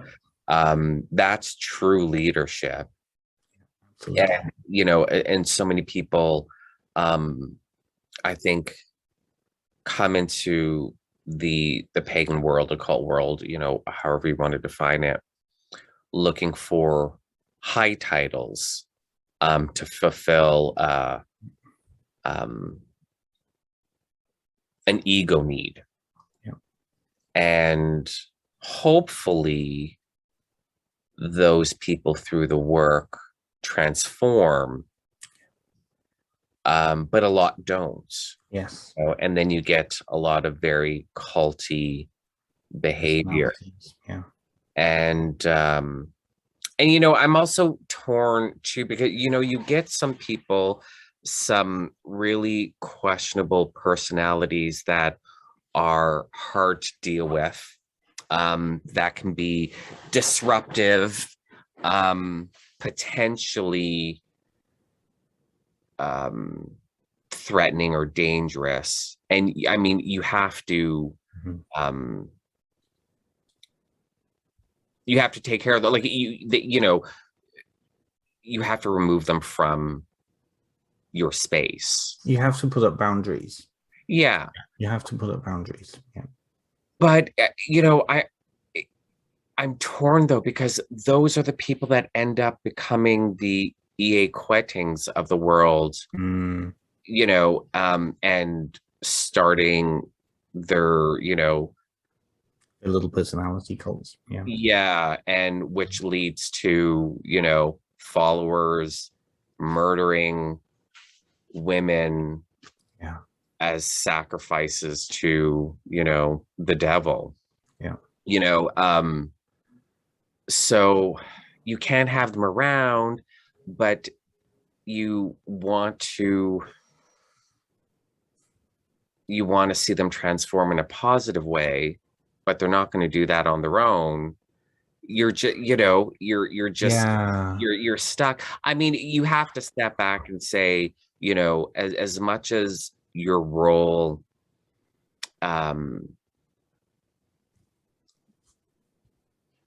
you know, in this magical community, there there's so much more to being in this magical community than just doing magic. I think a lot of it is helping people, and always starting from a place of love. Yes. And I'm not talking about, you know, love and light and fairy glitter and woo woo woo. I just say, you know, you start from a place of love, as opposed to hate or apathy or disinterest. But you just can't help everybody. You can't save everybody. And we know this. And, you know, logically, we know this. Rationally, we know this. But, you know, in theory, but that's hard to put into practice. It's hard to give up on people. Yeah. You know? Yeah. I know I have to, but it doesn't make it any easier. No. But that's that is your own stuff, right? Right. That's your own stuff, right? If we, you know, and I feel the same way, you know, because you come from that authentic place of self, right? Talking about personal alchemy here. When you get to that pure sense of self, which is altruistic and wanting to support others and all of that, it can be very difficult to, while coming from a place like that, see other people who are still very much egocentric and, you know, working from their own egos and their own selfish needs and all of this. But it's a trap to want to save the whole world. Yeah. right? Yeah. It is a trap. You'll It's turn your, because you you'll go can't. insane. Yeah. You will go Yeah. insane, right? Because it's never ending, Yeah. right? You know, while we're in these physical forms, we're not bodhisattvas, right? Yeah. You know, Yeah. um, You see these like parents, for example, if you want to take it to a mundane level, mm, parents that, spend years trying to help their son or daughter who's suffering through addiction and emptying their bank accounts to put them in treatment facilities and, you know, taking out a second mortgage on the house, just really um, sacrificing their dream, their retirement, their comfort and security to help their kids, and finally cutting the cord and just letting their kids go. And on the outside, you know, and I mean, we love as a species, we love to judge other people. How could you do that? They're your son. How could you do that? yeah. They're your daughter. What kind of parent are you? Mm, The kind of parent that has dealt with this for 10 years um, unsuccessfully. yeah. It's so easy to judge when you're not in that experience. Um, and it's hard to say, but sometimes you just gotta let Yeah, go. it's a kindness, right? This is the thing. And I'm remembering a conversation with my godfather, who is a priest of Oshun. He's crowned Oshun, and he was telling me once that when he was having a reading done, the message coming from Oshun was sometimes the kindest thing is to let people smash against the wall. Yeah, If you have somebody who is so dead set on running and hurting themselves, the kindest thing you can do is let them hurt themselves, because then they're taking ownership of that. yeah, You try to hold them back, you're keeping them in a place of, it's a helicopter parents, right? You're yeah, keeping them in a place of infantilization, and that's not going to help them. yeah. You know? And then I get into the discussion of true will, Yeah. not free will, Mm. true will, like in the magical sense. Mm-hmm. And do I like when do I step in? Mm. Um, with I want this, I want to help this person that's on a negative self-destructive path, but who am I to say that they're not living their true will? you know so when do you step in and help? When do you What does that even mean? What does stepping in to help look like? What's the effects? What's the intention? There's so many things, right? And there's so many pieces of that come from us, you know. well, the thing is that when you see someone hurting, someone in pain, mm-hmm. and you want to help, Yeah, part of that, there's a level of selfishness there, because I would feel better if you felt better. exactly.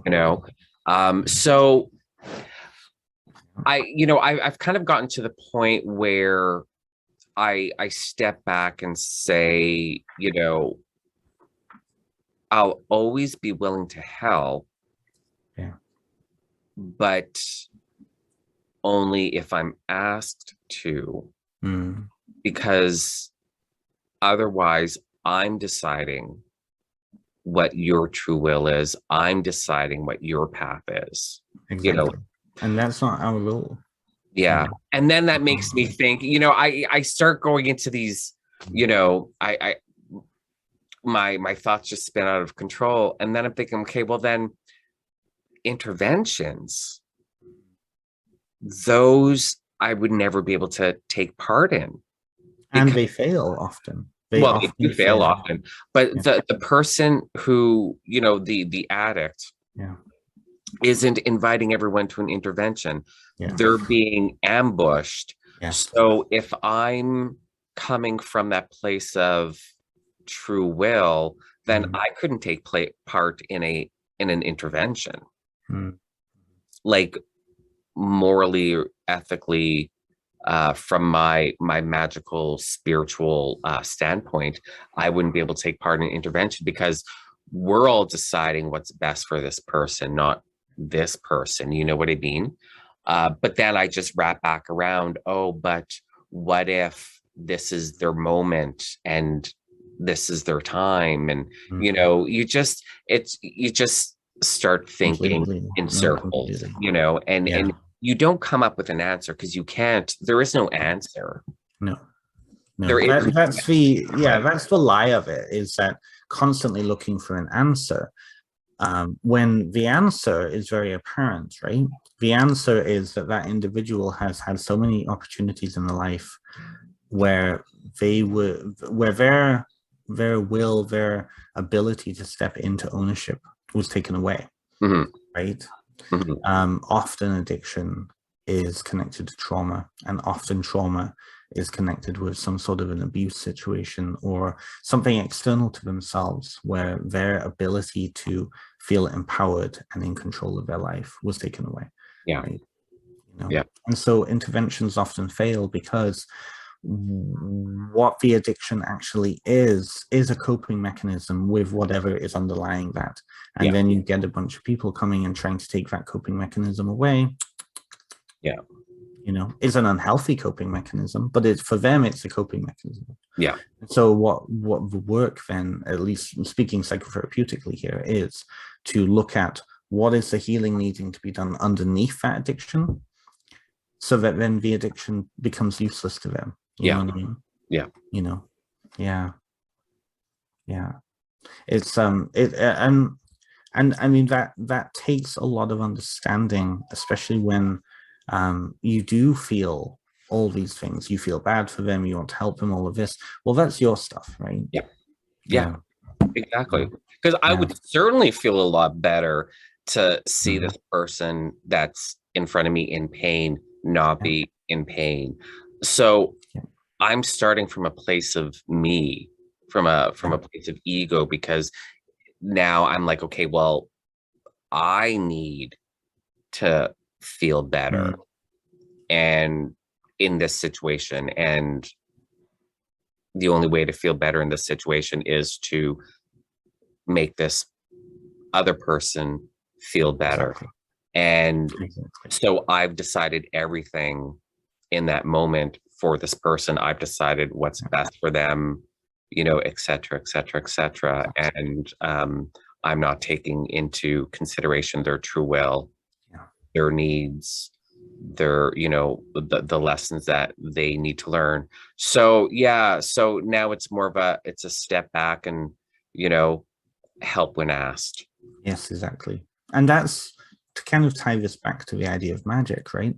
The most powerful magic spell I have ever been taught, and it was by a Babalao friend who makes a huge amount of sense. He said, light a white candle and pray to whatever spirit you're working with that this person gets what they deserve, Mhm. Yeah, right? yeah, And so if they deserve to be punished for whatever reason, they'll be punished. But if they don't deserve that, then they won't. yeah, Yeah. And then that takes it. It's surrendering, right? It's surrendering to that higher power outside of ourselves, the will of the whole universe, whatever you want to call it, right? And then it's not petty, yeah, because so yeah, much, so much of magic in wanting to help becomes petty yeah, because it's locked into those kind of those feelings, yeah, yeah. yeah. I'm not comfortable, so I want to be comfortable. So I want, the world to change, blah, blah, blah. Exactly. Yeah. Yeah. Yeah. And by sort of by doing that process, and we were talking about this a little bit earlier, in Hmm. different contexts, but by you want to help this person and it's certainly going to make you feel better, but true will da da da da da. Yeah. So you do like that little ritual that you suggested. Hmm. You're surrendering, and that's freeing, and that feels good. that you're not doing, you're not definitely not coming from a place of ego, but it's serving the same purpose as that ego driven, well, I know what's best for this person, so I'm going to help them so I can feel better. So you get to that same place. They may not, but you do. And yeah, surrender, not always being in the driver's seat. It can be so freeing and so healing, and it's a good, it can be a good place to be. Yeah, it almost sounds counterintuitive sometimes, but surrendering is a good place to be. This is the thing, when you step into that place, right, when you are able to see your life in that magical way of looking at it, then the onus is taken away from constantly having to do spells to change the world around you, because then you don't see yourself as separate from the world around you. You're part of the world around you, right? I this past summer I went down to my tattooist down in London, and I finally got one that I have wanted for a while, and I got this tattooed onto me. Oh, there we go, you can see it. It's the bind rune of weird. Okay. That interconnection of everything, right? When you look at like the Anglo-Saxon concept of weird, that idea of fate, it's so different from kind of the fate that came down to us from like even from Hermetic, right? It is that idea of interconnection. It is that idea that, no matter, you think that you're separate, and so you do all this magic, blah blah blah blah, whatever, right, to change the world around you, when in reality, when you begin to see your interconnection with the world around you, you can then perform magic in subtle ways to affect bigger things, right? Yeah, absolutely. That's what true magic is. Yeah, absolutely. It doesn't need to be this grand ritual. It doesn't need to be this big, huge, long 30-day thing. It can be very subtle. It can be a little whisper here in order to hopefully affect, over here, right? Yeah. One thing that the idea of letting go that I've gotten somewhat good at is the whole political landscape, what's going on in the US right now. And it would just like infuriate me and frustrate me and be like, I'm in Canada, I'm a Canadian citizen. There's nothing, I can't vote anyone out. I can't recall anyone. There's nothing I can do about America. Americans have got to take care of America. I certainly can't do it. I just got to let go. And once I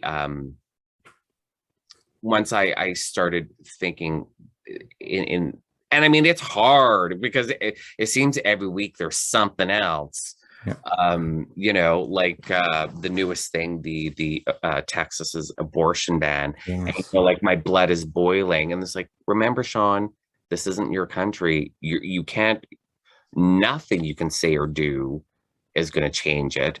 Whatever you tweet isn't going to change it.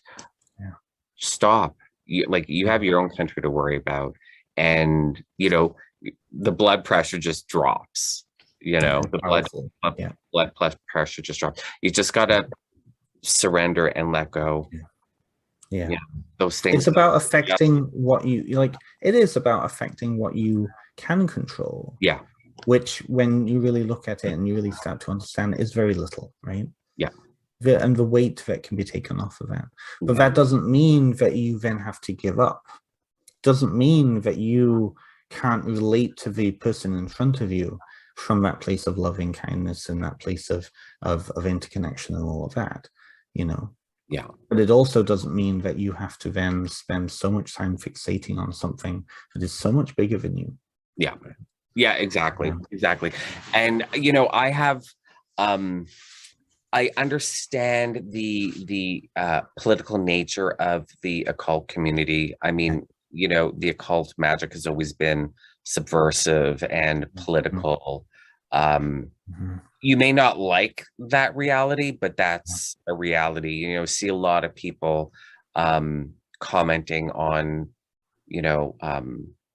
on Twitter, especially like pagan authors and witchcraft authors, and they'll post something political, and someone's like, "Oh, you should just tweet about your books and not about politics, or else I'm gonna unfollow you." Like, and they're all We'll like, do it. "Then unfollow me." Yeah, yeah. Witchcraft is political. It always has been. Completely. You just because you deny that doesn't change reality or history. No. So I get that the occult has always been political, and we've always done things for change. So I'm not saying that that's not valid, but the whole like bind Trump movement and stuff like that, like he's so far outside your sphere of influence. Yeah. And you're focusing on and you're focusing on the wrong thing. I mean, Trump was a symptom. He wasn't the problem. Yeah. The problem was the people that are within your sphere of influence. Yeah. Because Trump didn't elect Trump. It's the people that elected Trump. So if you don't want that Trumpy type of politics in your country, and you want to do magic or change, then do magic on the people that are within your sphere of influence, the people around you. You know what I mean? No, I do. I think I get the whole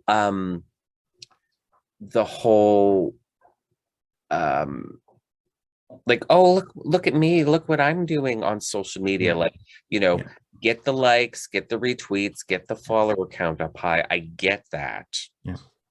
And I mean, the Bind Trump movement, that was just a marketing a marketing technique to sell a book anyways. So I mean, I get that aspect as well. But if you genuinely want to, make change, then you need to, just like people say, like, all politics is local. Well, your magic needs to be local as well. Yeah, I really struggle with that one myself. I get the intention behind it. I do. Yeah. But I think that it is very indicative of how as a society, and like Canada and the United States, we're the same society, as much as we don't want to admit it. We are the same society, right? What happens down there affects us up here. Right? Yeah. What I think that is very indicative of is how people, and social media doesn't help, but how, especially the younger generation, cope with bigger issues, right? That interconnection piece is missing. Yeah. That interconnection piece is really missing nowadays, I find. Yeah. And so to admit that something is far more complex than the figurehead, the symbol that you've ascribed all of this to, or that is kind of embodying all of those problems, there's power in that. But if you lop off the head, the body is still there, and like the Hydra will still, another head will come up, right? So it's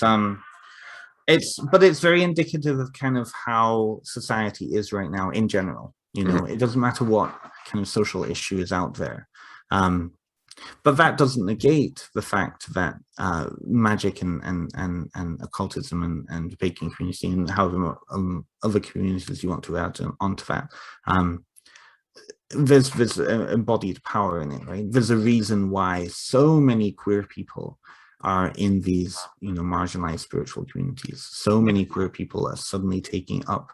Well, I mean, I don't even want to say suddenly. I think it's always been there. I think it's just now very open, and it's just a lot more visible. Yeah, just a lot more visible. And I mean, queer people have always been in this space, but not but completely underrepresented. I mean, we like to pretend, that the like, and I am going to separate, because normally I'll just like occult a community just as a umbrella term for pagan witchcraft, whatever. But I do have to differentiate. The neo-pagan community um, likes to pretend that it's always been an inclusive space when it hasn't. Well, first of all, there's been a lot of like active exclusion, but inclusion isn't saying, oh yeah, you're queer, you can celebrate with us, even though nothing that we do or teach or believe includes you. Yeah. Includes you. Yeah. So, but we fooled ourselves into believing that we were, the neo-pagan community is this, all-encompassing, welcome, well, and that's the thing. If you look at it now, like, I mean, I know a lot of gay Gardnerians, and I know a lot, quite a few Alexandrians, but the spaces that seem to be the most popular right now, and even in the past like 20 years, think of the Radical Fairies, the Minoan Brotherhood, the newer ones coming up, like the Temple of Antinous, all of these things. Hoodoo is actually becoming the next big one for queer people. I'm seeing so many people on Facebook groups, on whatever, moving into those spaces. And even the deities and the figures, these marginalized figures, Hecate, Aphrodite, which makes total sense. But even the devil, I mean, the past 5 years, a huge number of queer, satanic, and devil worshipping groups, traditional witchcraft, have come up and been formed, and that always speaks to that liminal space. Whereas the Gardnerian, even Alexandrian, the twofold goddess or threefold goddess and the binary doesn't work. And it's fascinating to see that liminality, right? Do you find that your sexuality informs your practice at all? Oh, that is a great conversation. I actually was having this conversation earlier with somebody. I'm still uncovering that question for myself. I think it does. I definitely think it does. I don't practice sex magic or anything like that, but being like, having my lived experience, and I'm going to guess the same with you, being in that liminal space, being in that outcast space, it couldn't have not affected my magic, right? But I do think that the more I age, the more I'm beginning to see that as a, what am I trying to say here? I see it as a paradigm that I see my world through, right? So, and I know you're on Cobod, the Queer Obod page. Yeah. I've been, and I'm actually enjoying that a lot more than the main Obod Facebook group, I'll be honest with you. But I find that when I ask, because I've been asking quite a few questions like this on there, how do you relate to deity through your sexuality, or even gender identity, right? How do you, in what ways does magic kind of manifest through those things? I find that people have a vague sense and a knowing, but they don't want to talk about it, or they've never thought about it that way. So yeah, for me, I definitely like some of the spirits that I work with, some of the deities that I work with, the type of magic that I work with. My understanding of magic has definitely been affected by my lived experience. But I'm also a gay man in my middle 30s, living it up in the city, right? So kind of my experience of coming out, which was an initiation process, my experience of kind of finding that comfortable zone when it came to masculinity versus femininity, kind of ripping down that binary for myself, has certainly affected my magic, because I don't see now magic as such a binary kind of sense. It's a lot more interconnected. There's a lot more fractal. You know what I mean? Yeah. Yeah. Yeah. Does that make sense? I feel like I'm just Oh, blah blah blah blah no, blah. no, no. It makes total sense. Mhm. Uh, and yeah, this is a difficult topic Mm. because I I think what a lot of people do, and I'm not judging this. Mm. I'm just this isn't my approach. Um, is okay, well, which which gods are the queer gods or the Mm. gender fluid gods? What mythology is queer and working, with those gods within that mythology, and which is fine. Like if that's how, like if you need to see your sexuality in your gods and in mythology to have some sort of validity or acceptance, then fine. Like if that's what it takes, great. That's not what I do. But through my experience working with gods and spirits, um, I don't know. Well, maybe polytheists, would believe that like a female goddess is female, a male god is male. But I don't know if there's many of us that actually believe that, X goddess is Mm. female, and that's just like that. It's a hard fact, and Yeah, yeah, yeah. it's incontrovertible, and she can't change, evolve, adapt, through the centuries, or just with my experience of her or him, as the case may be. But I find through like my experience, my personal experience, through my spirituality and my magic, is that um I the gods and spirits present themselves the way I need them to present themselves, even without me consciously realizing, Totally. you know Yeah. what I mean? Yeah. No, totally. I do. Yeah, and as far as like we have this obsession in the neo-pagan community, with fertility and the joining Right. of male and female, blah blah blah blah blah blah. Um, I don't really resonate with that so much. I've worked within that mythology. It doesn't bother me as a gay person, Yeah. that you know heteronormative um sort of influence on neo-paganism doesn't offend me or bother me that Yeah. much. But I just internalize that bonding of feminine and masculine, Yes. and really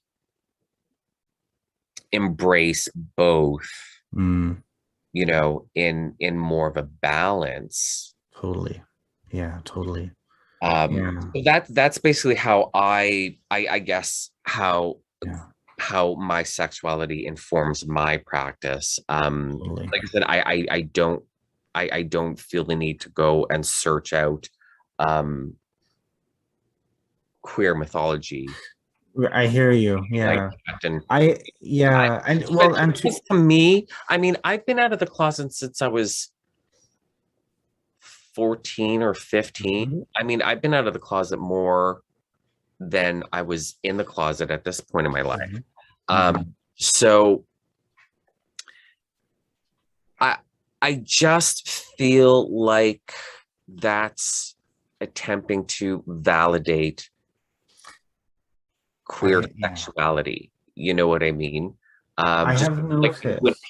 when people like, oh, um, uh, Viking warriors would have male Viking warriors, Mm, the weaker one would be the bottom to take in the mm, strength and essence. That okay, that's fine, but that's not queer culture. yeah, Straight yeah, men yeah, going through this process, yeah, um, that's not queer mm, culture. yeah, When people talk about men in drag in Tudor times, yeah.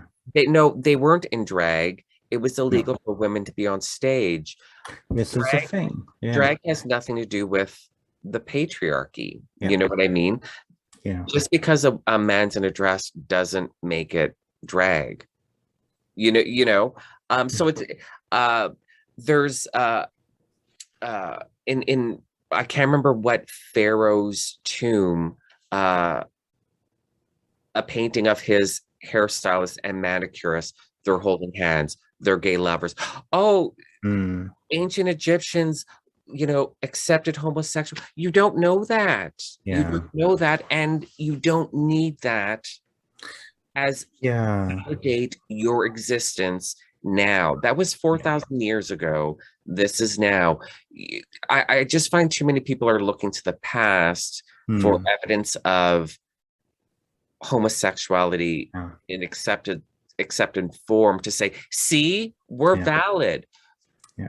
No, That's a very you're valid human because you're trait. alive. You're valid No, because you're that's alive. You're not valid yeah.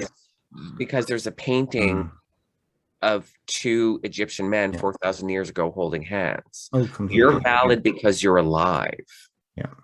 But that is a very human thing. Like it doesn't Oh, matter what kind of. Oh yeah, like yeah. the reach back for authenticity through history is a very human trait. It doesn't Mhm. matter kind of what area you look at. I did want to make a point.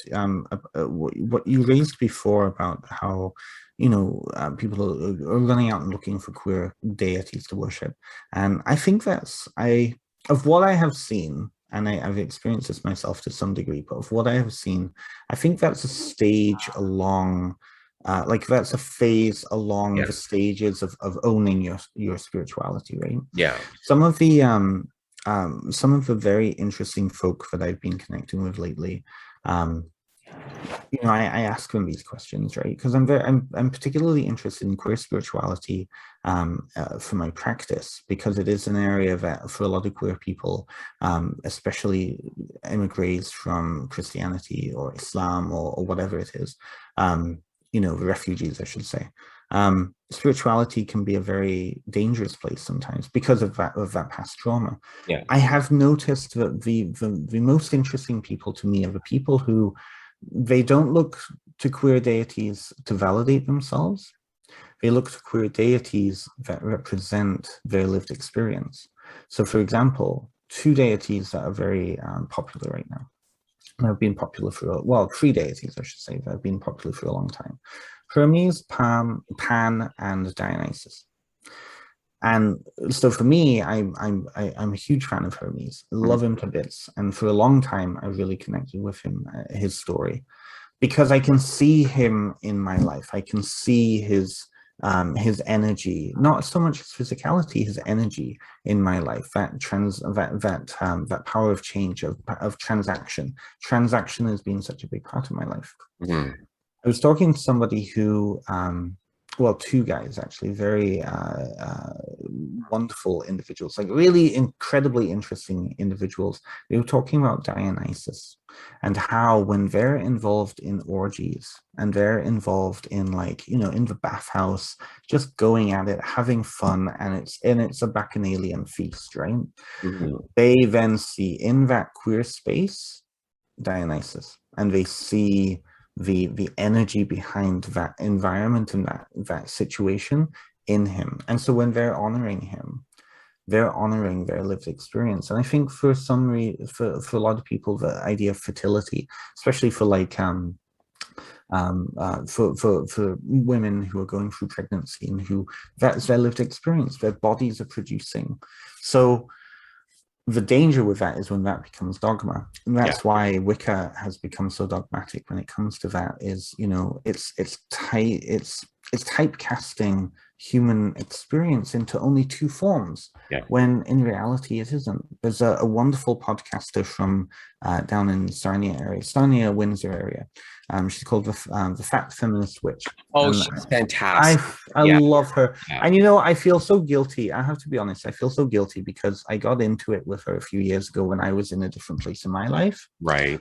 And because she was asking the question, and it's a fantastic question. Like I really want to reconnect with her and ask her where she got with it. She was asking, for women like me who aren't going to have children, where in this threefold system of, you know, crone, maiden, and mother, where do I fit in that? You know, Mm-hmm. what other forms, you know, could I fit into this? And for me, I went all like, you know, this is me in my fury mode, armchair, you know, occultist, that kind of idea, right? Is, oh, well, you can't take that away. How dare you? That's a sacred system for people, blah, blah, blah, blah, blah, blah, blah, right? Now I'm in a much more mature part of my life, Yeah. and I understand that lived experience, but I'm like, Paige, that is a fantastic question. You know what I mean? Yeah. So, and I've always, that example always sticks with me because that really embodies that punches the wall and says, yeah, where am I in this threefold system? Just like queer folk, where are we in this kind of, you know, the mother and the father? Like, you know, can we not have the daddy and the son, you know?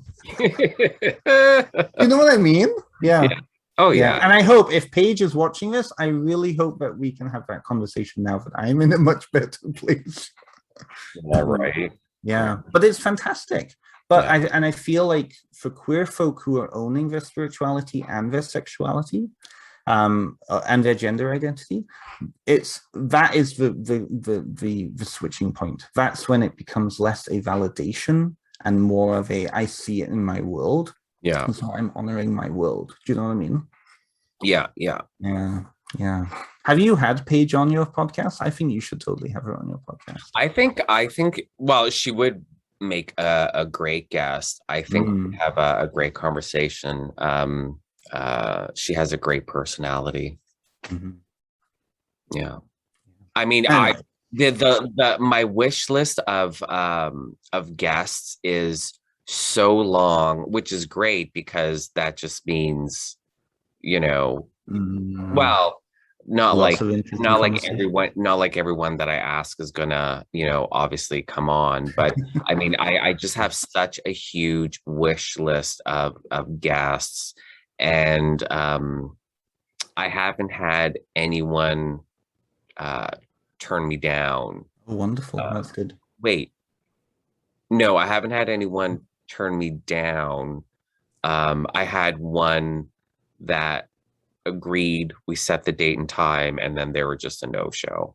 Oh, yeah. Yeah. So, yeah. And then you have me who thought that we were meeting last night, not today.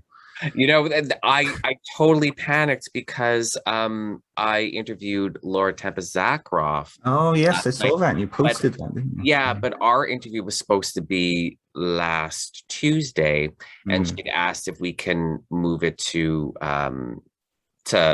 yesterday. And you know, I do like I do one interview a week just because 2 interviews like that does take up a lot of time. Oh, totally. Yeah.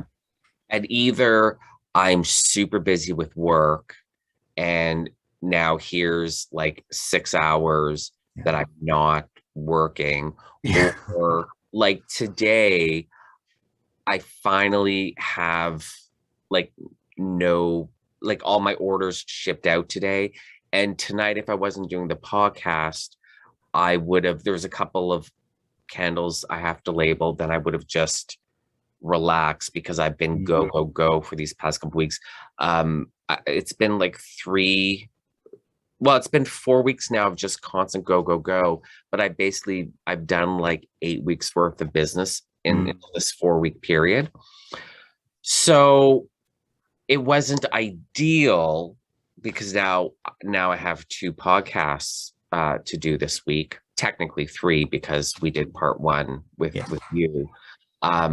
but she was at the tail end of finishing a manuscript. And so she asked if we could move it to tomorrow. I'm like, yeah, it's no problem. Last week I was so friggin' busy that it was like a godsend when she emailed me to ask to move it. So then when you send me the message and I'm just getting ready to go in with Lauren, I'm like, oh, what did I do? And then I looked at my calendar. I'm like, okay, well, I put it down with Ben for Wednesday, but maybe my calendar's wrong. Let me check my Zoom link. And it was Wednesday. I'm like, okay, I'm right. Ben's wrong. Yes. You're okay. I don't have to feel guilty about double booking Ben and Laura on the same day. So yeah. I feel you though. I feel like I'm in the same way. I've started booking all my people for my season 2.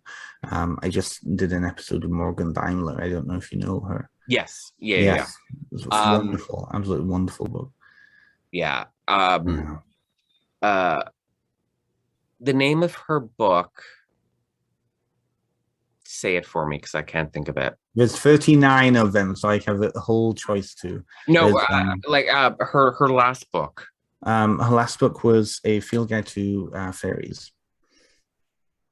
She's also done one on Odin. She just came out with a she did one on Morrigan years ago. I thought it was her last book. Anyway, never mind. Anyways, I can't think of the title. Anyways, yeah. How did that go? It was beautiful. Yeah. It was absolutely wonderful. But what I love about these podcasts and stepping into interviewing is I have had the chance to connect with some really cool individuals. People who, you know, when you're reading their books, right? You think and you project and you have all these ideas about who they'll be. And then when they're actually sitting in your chair and you can, you know, really connect with them and talk with them, like they're sweethearts, you know. People like to talk about themselves, they just don't know how. That's what I found. Exactly. My hardest interview was with Thorne Mooney, and not in a bad way. It was because within the first 30 seconds, because we've only ever interacted on Twitter. So within the first 30 seconds of us being face-to-face on camera, it felt like I was chit-chatting with a girlfriend that I've known ever since high school. And I had such a hard time keeping myself on track because I could have easily just slipped into a conversation with her just about shit, nothing related to any, you know what I mean? And because literally within the first 30 seconds, like I've known Thorne. We went to high school together. I've known Thorne for the past 25 years. I just want to chit chat with this friend of mine. So that was hard to keep on track. But yeah, it's fantastic. It's just fantastic to chat with people and get to know people and get to know their stories. And the majority of the people that I interview, when I hit, stop recording, and then, we chat for a few minutes afterwards after the recording's done, they're like, you got me to say things I've never said in public. You're so easy to talk to. Or you create such a comfortable, safe space. And I just opened up, and I've never said this to anyone before. I've never said this in public. I've never said this on a podcast. So it's good. So I think I'm doing, the right thing. I think I'm doing the right thing, and I'm guessing people are enjoying the podcast because people keep listening to it. So, with like 4 hours per episode, some of them, right? I mean, what's that? Like 3 hours, 4 hours per episode, that amount of time just sitting and chit-chatting, you see that humanity. But it with some people, it does take a bit of a process to kind of build that rapport. Yeah. Which, is fine because the evolution of that conversation is just as fascinating. Yes. You know, because it can be a very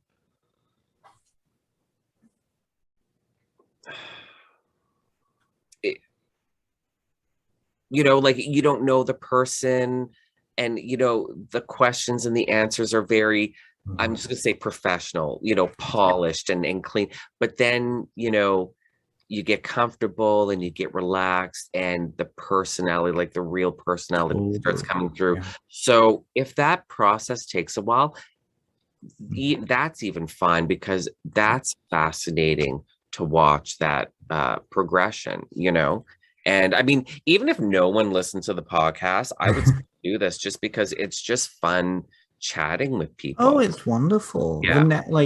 This is the reason, one of the reasons why I started my podcast was I was looking to connect and also network.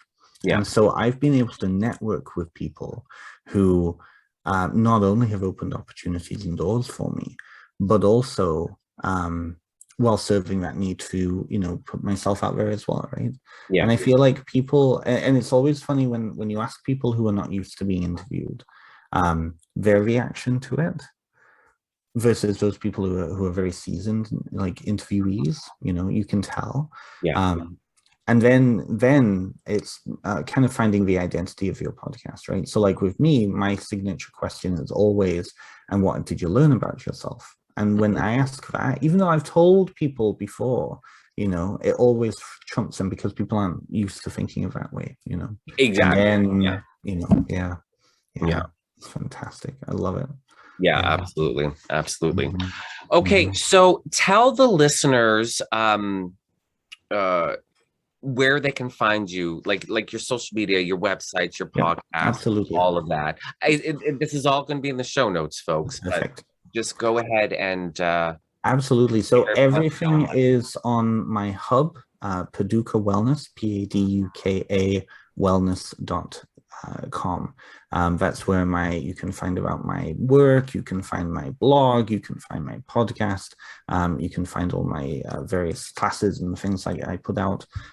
So that is really central of all my social media stuff. I'm really bad with social media though. You know, like my Instagram hasn't had a post on it for a few months. So, but check out my YouTube page. Again, it's all on there. You can find my interviews on there too. So you're okay. So yeah, you're bad at social media, but you do have social media. Like you have an Instagram. Well, I say that. I mean, I'm much more. You can find a lot more content on Facebook. My website kind of encapsulates it all. So, like Facebook, I'm very active on my business page. You can find that through my main website. My main website, it has everything on it.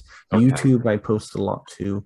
Instagram, not so much. TikTok. People can get your YouTube from your website. Everything is found on the website, so you can, all the links are on the website. Okay, perfect. So that I'll just put the Paducah Wellness link there, and then people can go on there, because that's what I do. Like I have my link page, lelocansalwin.com/links, and it can take people to my social media, to like my Lelo Gonzalez social media, the LP, the Lux Files social media, the YouTube channel, the online shop, and all of that. It's just convenient, you know. Oh yeah, totally. Yeah. For people, you know. Yeah. It gets really confusing when you have like social media all over the place, and they're not integrated and they're not, you know, it just gets confusing, right? Yeah, for sure. Absolutely. Well, I guess that's it. I mean, we've been at it now since 7 p.m. and it's almost 11. So yeah, that's pretty good going. Yeah, we definitely created good content. Yeah, this is wonderful. Thank you so much for inviting me on the show. No, it was so great. It was good to see you. Yeah, it was fun to do this sort of cross promotion thing with you. So and again, just to remind the listeners that we did, previous to this interview, we did an interview for Ben's podcast, which is gonna drop or dropped before Mhm. this one. Exactly. Yeah, a couple of days before. So Yeah. So, and again, like they can get to that episode through the Paducah Wellness link that's in the show notes. And so if you listen to that one first and then this one, great. If you haven't listened to that one, when you finish with this one, go over and listen to that one because that one's all about me and you want to hear all about me. of So course. yeah. So I'll say goodnight to the listeners and I will talk to you guys Yeah. again on Awesome. episode 26. Say goodbye, Ben. Thank you. Have a good night, everyone.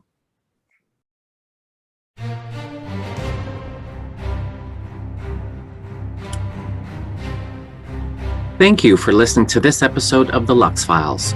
You'll find all the guest links in the show notes, as well as the link www.leilokanzawin.com/links. That link will get you to my page of links, where you can then go to my Leilo Kanzawin website, the Lux Files page, and my Leilo Kanzawin YouTube channel that has all the Lux Files videos. It also has all my social media links there, so you can follow me and the Lux Files. And don't forget to subscribe to the Lux Files wherever you get your podcasts. And lastly, if you enjoyed this episode, please consider leaving me a review. Until next time.